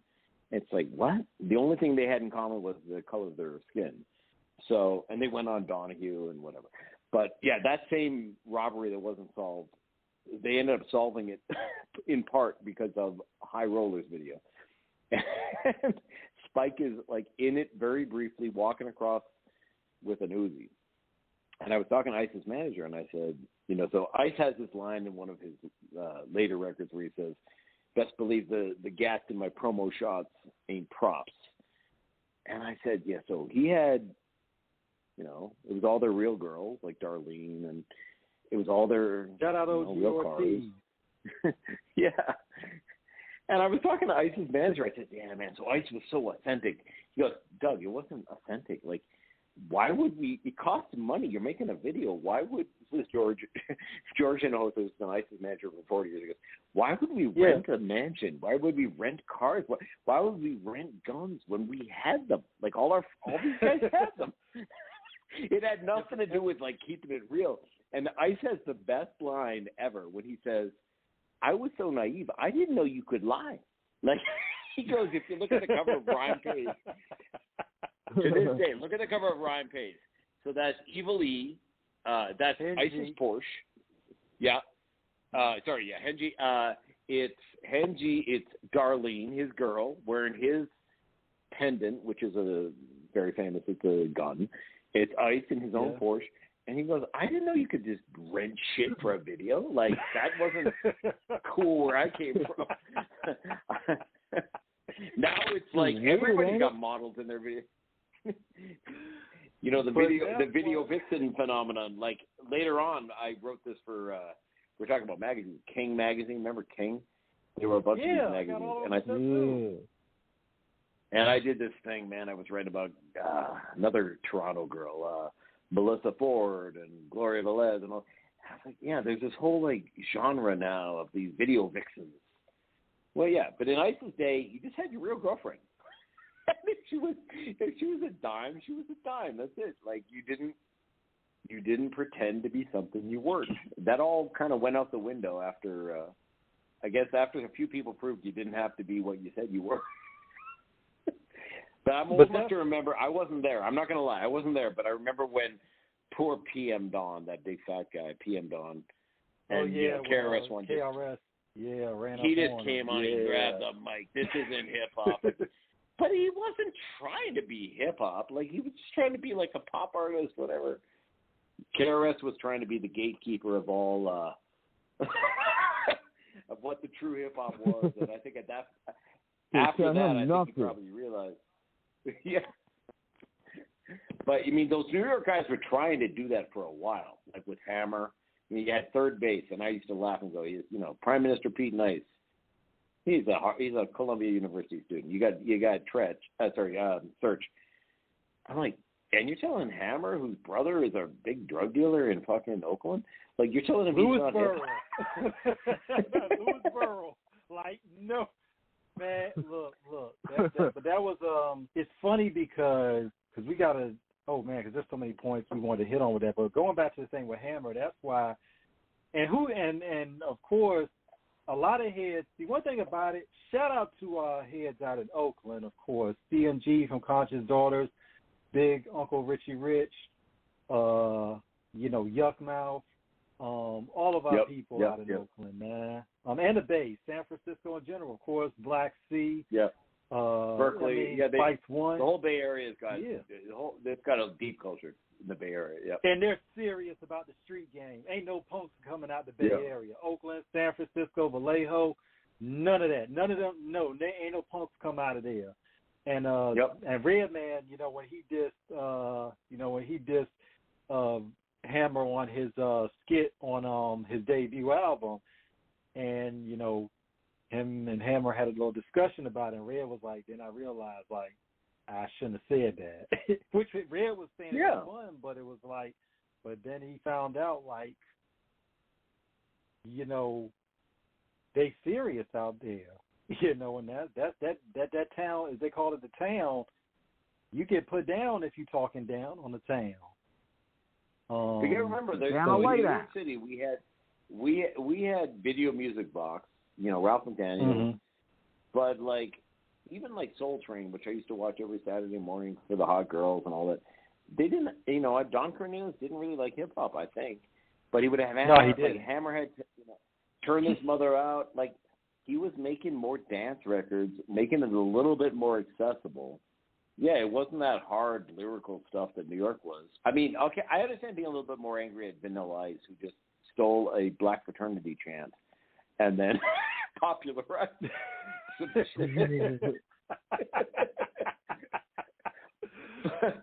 But Hammer was just doing like party music, and he was dancing like, come on, man. I mean, that whole thing with Third Base being white guys, and they were like, you know, man, we're gonna, you know, Pop Goes the Weasel.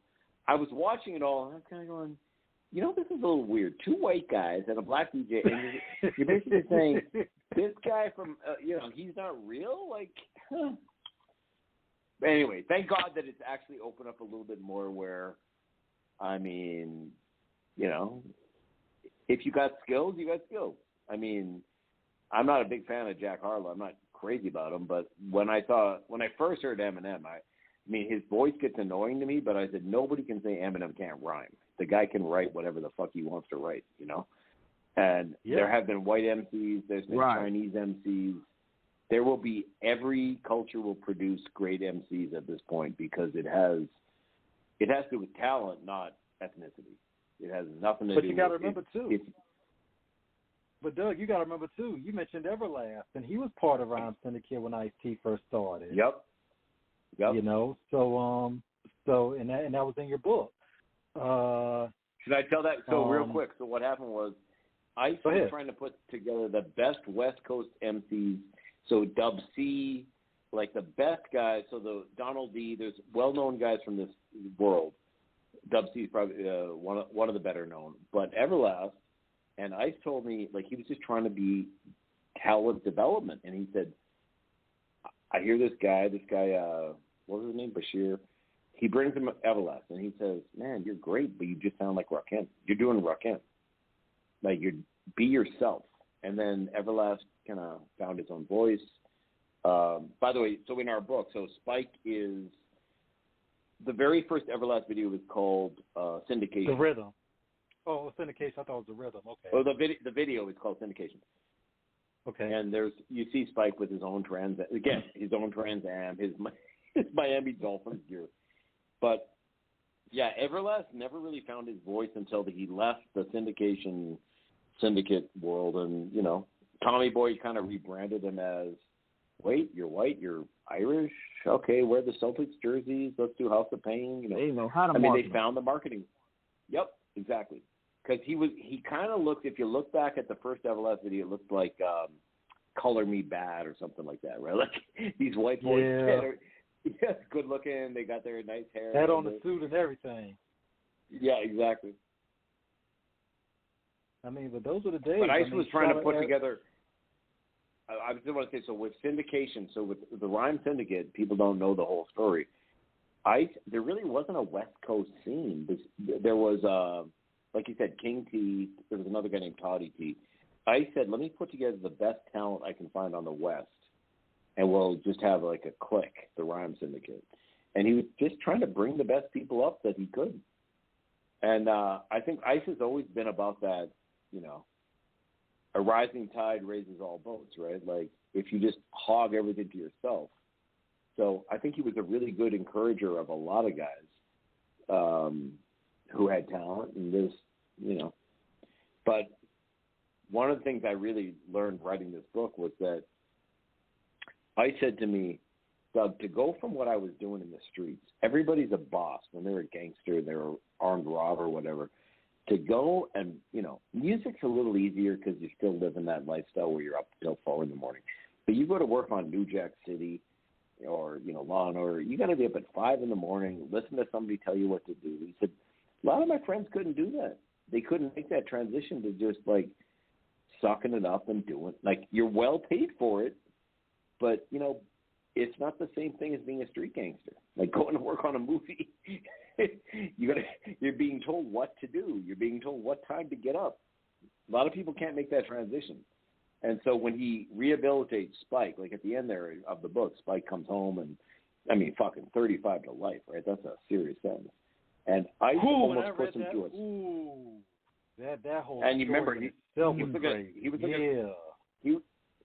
somebody said this to me. I didn't make this up. He goes, it's almost like ICE put him through a second parole hearing. ICE wanted to make sure, first of all, Spike, are you done? Are you done breaking the law? Second of all, is your ego in check? Third of all, can we fit you into the team here? So, yeah, the idea, a lot of people say this, Jay-Z's made a fortune, 50 Cent has made a fortune, but a lot of people read about these street gangsters and they say, Spike was, for example, using white privilege way back before anybody uses that term. He was realizing that there were jewelry stores in Beverly Hills where a person of color could never gain entrance. So he goes and gets a guy on Skid Row who's a white guy, who's a heroin junkie, take him to Supercuts, give him a little Robert De Niro haircut, as he said, goes and takes Dickies that are brown, just like the UPS uniforms, and makes up a fake UPS uniform. And he goes, the only people getting into these stores in Rodeo Drive are messengers from UPS and FedEx. So he gets a guy, he takes a guy on Skid Row who just happens to be white. He goes, Doug, I was utilizing white privilege. And I was like, damn, man, that's fucking genius. And I said that to ICE's manager, George, and I said, you know what? People often say these street guys would be like billionaires if they just applied this ingenuity. And ICE's manager said, you know what, Doug, I've been through ICE. I've been around all these street guys. It's easy to say that. This guy was so creative with his street hustle. But you got to remember, it's a different thing to make it in corporate America. You got to suck up a lot of bullshit, take a lot of insults, be patient, defer gratification. Not all these street guys can do that. So it's a very simple thing. Yeah. A lot of people look at these street guys and go, what, that was brilliant, that bank robbery, the way they planned that job. Now, if they only used that, they would be the biggest, Fortune 500. Not necessarily. They'd also have to learn how to be patient. Maybe your payoff will come a year from now, not next week, right? Most gangsters I know, by the way, they can't wait. They need it now. That's the biggest problem. They need that paper now. Yeah. They need it now, and if you tell them you'll get the payoff in a year, they tell you a fucking year. What the fuck are you talking about? I don't know if I'm gonna be alive in a year. The patience ain't there. Well, if you're from a certain neighborhood, and you guys know this better than I do, you don't know if you're 24. Are you going to make it to 25? That's true. You don't know. That's true. Exactly. You don't know. MC8. Another guy. Coolio died. I love Gangsta's Paradise. MC8, straight up menace. And he goes, I'm 23 now. Will I live to be 24? He doesn't know. And that's a fucking mentality a lot of people probably have, which is, give it to me now because I don't know if I'm going to be don't tell me I'm going to make my money when I'm 40. I don't expect to live to be 40, right? But that's the avarice. Yeah, but that's the avarice and the human nature of appetite because we want that quick gratification of the gluttony, and we want it now. We see it, we feel it's once we get a taste of, and it's not even getting a taste of when it's actually in our palate. It's the taste of what we think it's going to taste like once we get it. And that drives people. Exactly. Yeah, and that's how people get driven to that. And, of course, shout out to George Chino Hosta, ICE's manager that you were speaking of. First time, because George actually have him on my Facebook. First time I knew about George was when I think he actually helped produce the Iceberg Slim documentary that was on Showtime. Oh, yeah. No, he directed it. Yeah. He directed it. Yeah, he directed it. Yep. Yeah. But yeah, that's how I became aware of George. George, if you're listening, dude, that documentary was everything. Thank you for giving us that history. You and Ice both. That was an unbelievable film. Ice was so influenced by Iceberg Slim, and then he tells me, watch the documentary me and George made. And I was like, I mean, there's a twist, plot spoiler here. He didn't write all the books. His wife wrote a bunch of them. It was like, there's some crazy shit in that guy's life. I mean, he was a real pimp, but yeah, like I said, he documented it. He decided, I'm going to tell, and if you read that first book, Pimp, you cannot read Pimp by Iceberg Slim and say he's glamorizing that world. It is a scary. So, when Ice said this several times in the book and my first book I did with him, I always patted myself on Iceberg Slim, meaning he shows you the A side and the B side of the game. There's a dark side. There's always a downfall. So if you listen to Ice's records, High Rollers, all of his New Jack Hustler, it never ends well. Like, these guys are always, there's a downfall. So he's, the reality is Ice committed what he told me, thousands of felonies. He said, Doug, it was perpetual crime. He said, it wasn't like you wake up. He said, when I said I was a career criminal, I meant that was my career.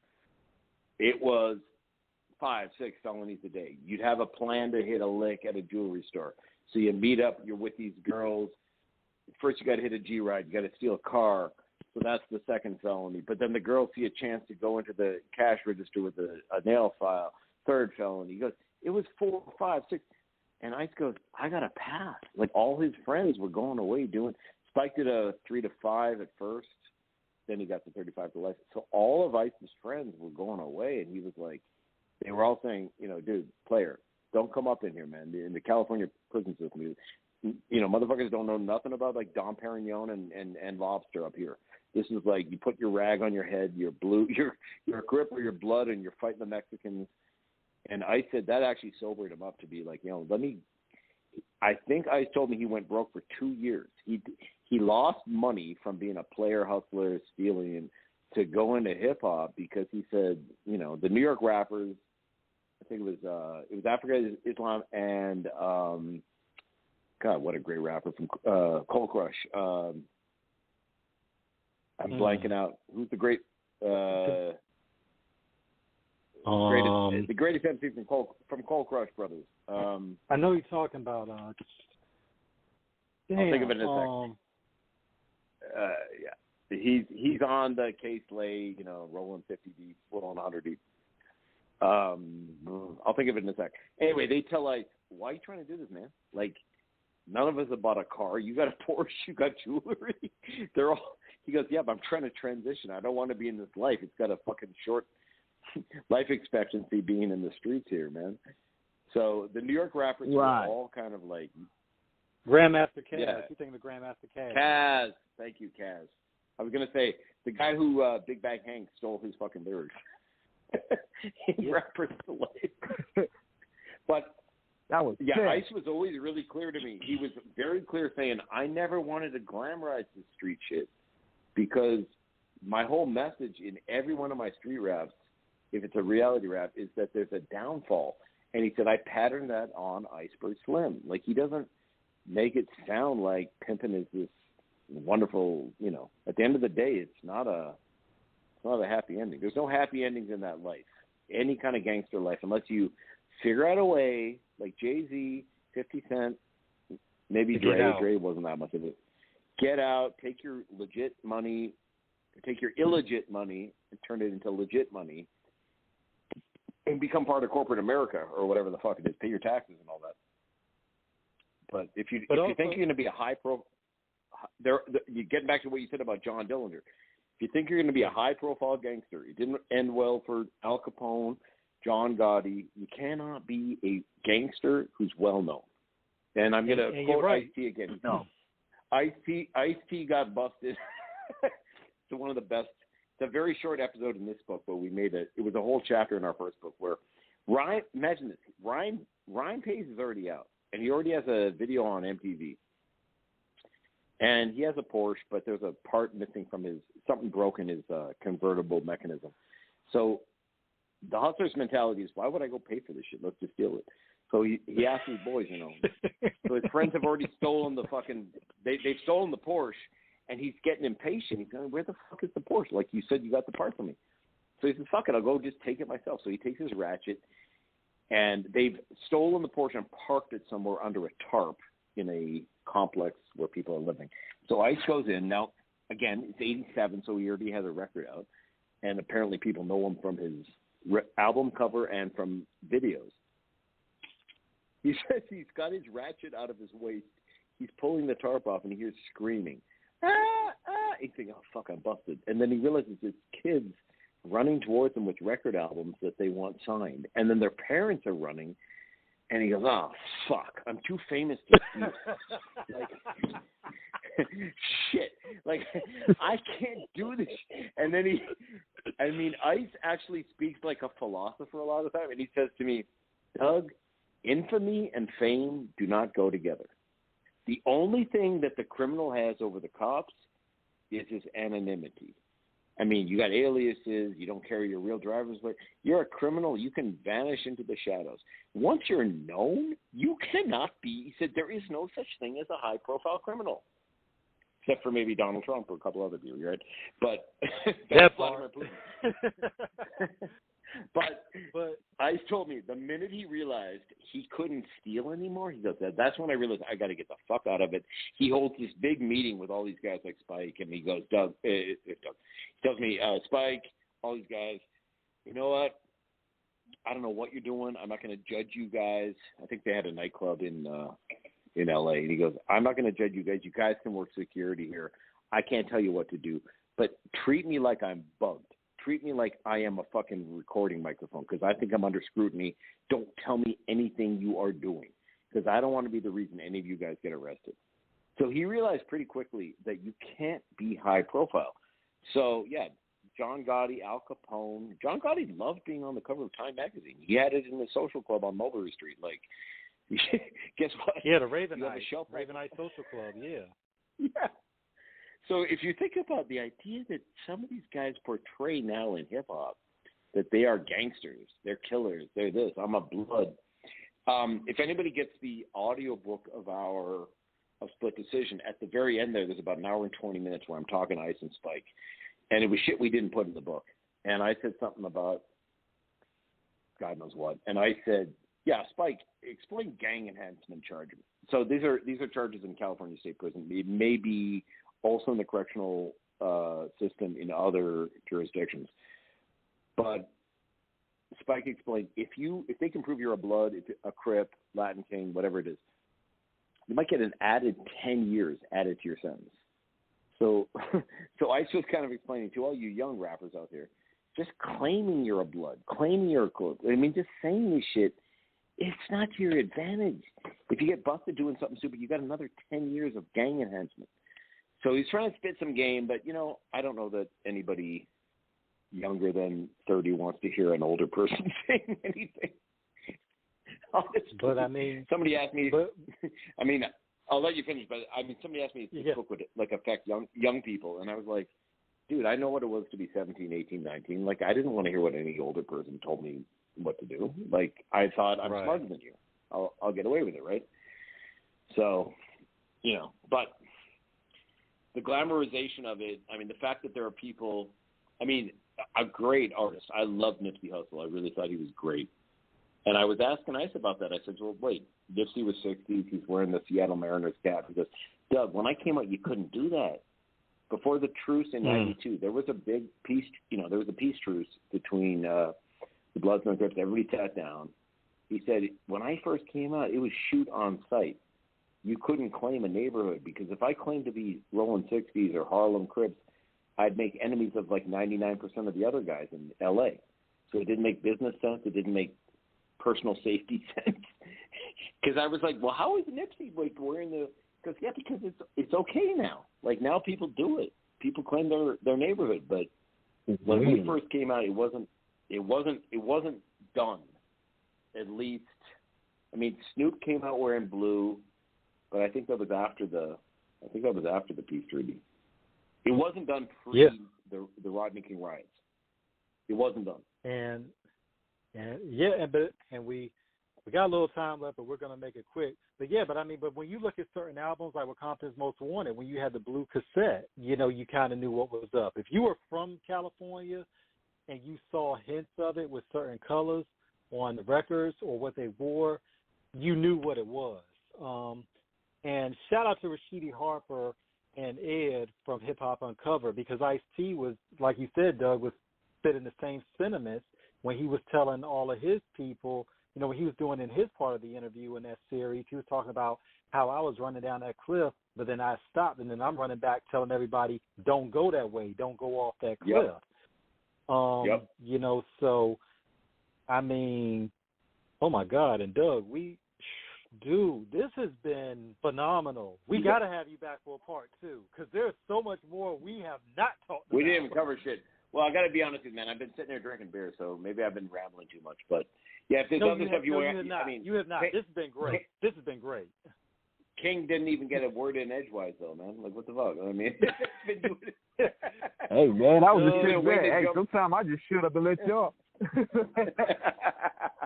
Doug, this has been fantastic. Welcome back. We got to do a part 2 of this. We got to do a part 2, and soon. Because we don't want anytime, man. We didn't really. We didn't get into the nuts and bolts of the. But I mean, we talked about. I mean, this is a subject that I really think more young people need to hear about. Is like, hip hop isn't what you think it is just here in the post 2018. Hip hop was something in the 80s. Hip hop was something in the 70s. Hip hop was something in the 90s. Exactly.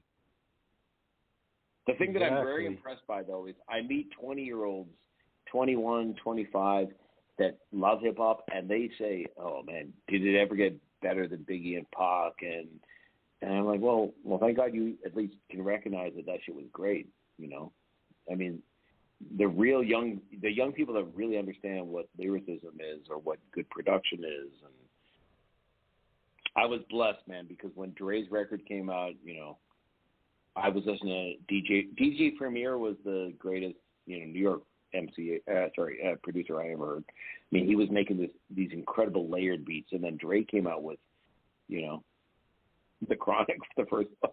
We were like, what? And there was such a difference in sound, right? So to have lived through that stuff and to be, man, I feel blessed because it was a really special moment. Dude, this has been a special moment. Yeah. This has been special and a blessed moment, you being with us. And I mean, we're all blessed for that era we came up in. Man. Doug, tell everybody where to find you online. Tell everybody about your books. We're going to have you back on the show. You just say when and we'll have you, because we still got to do a part 2 about the books and everything, because you wrote about El Chapo and Lester Holt. Oh, yeah. Special on that. Yeah, man. So we got to have you back about that one. The Narcos, yeah, man. Well, you got to remember, I'm in my 50s now, so, man, I've covered the waterfront. I got the Italian mafia, the Russian mafia, I've gotten to know. But you know what? There's a similarity to all these guys. You can go to DouglasCentury.com, so it's DOUGLAS Century, just like Underbeers.com. You can go to HarperCollins if you look up The Last Boss of Brighton. This book that we've been talking about with Ice and Spike is Simon & Schuster, and just look up Split Decision, Ice-T. Been great. We got great reviews. I'm just hoping more young people. And the thing about Ice is he's iconic now, right? But more people know him from Law and Order. He spent more time as Detective Finn on Law and Order than he has as a hip hop artist. But Ice is he's very realistic, and he'll tell me, Doug, I could tour till I'm 70, with my heavy metal band, but body count, right?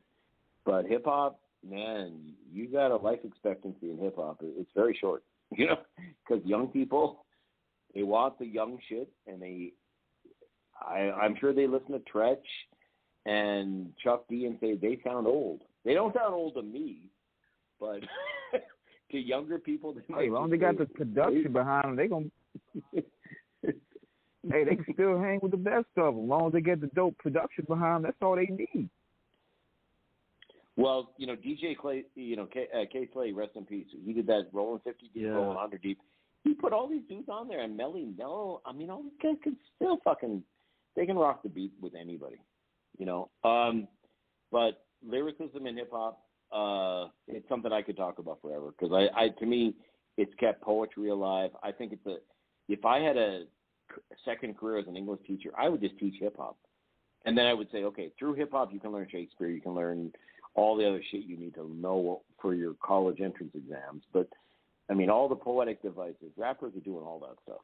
I mean, hip hop MCs, these guys are writing stories, they're writing metaphorically, they're using such complex poetic devices that, I mean, I'm pretty sure Ivy League universities are teaching some hip hop now, but they should be teaching, all of it because it is the new literature. For me, it's as good as any literature out there. The best of it, not the shitty shit. Not the garbage. Exactly. Man. So whenever you guys want to have me back. So, yeah, anybody look up Split Decision by Ice-T Spike, who is Ice-T's partner in crime, literal partner in crime, and myself, Douglas Entry, if you want to check out my website or my Amazon page. And, guys, anytime you want to have me back and we'll talk more shit, or whatever conversation you guys want to have. Let's get it.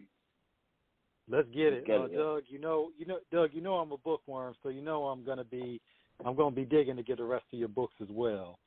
So take them out from the library. Yeah. Like my mom's an elderly Jewish lady, and like all her friends, I took your son's book out of the library. I'm like, well, thanks a lot. I made no royalties on that sale, but like, take it out of the library. If you want, I always tell people, if you find it in your local library, yeah, man, just read it. I don't give a shit. But yeah, I appreciate it, man. Like, it's rare for me to find conversations these days where we can really talk about the depth of this culture and the art form. Because a lot of the younger people just don't care. Yeah, because a lot of people, they're not really culturally based. Yeah.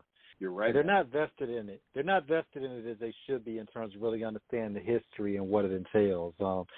But this is why having you on the show, Doug, this was monumental. Me and King were just super excited of a man of your stature, pedigree, humility, intelligence, generosity, courtesy, and benevolency to give us your time. We can't say enough Brother, how much we've appreciated this. I'm literally on a deadline to finish something, and I'm kind of procrastinating, and I would rather sit and sip a few beers and talk to you guys. So it's been so much fun for me. I hope I was semi-rational and semi-coherent. No, you were fully coherent, and we got to make sure you get that paycheck, so go ahead and beat that deadline.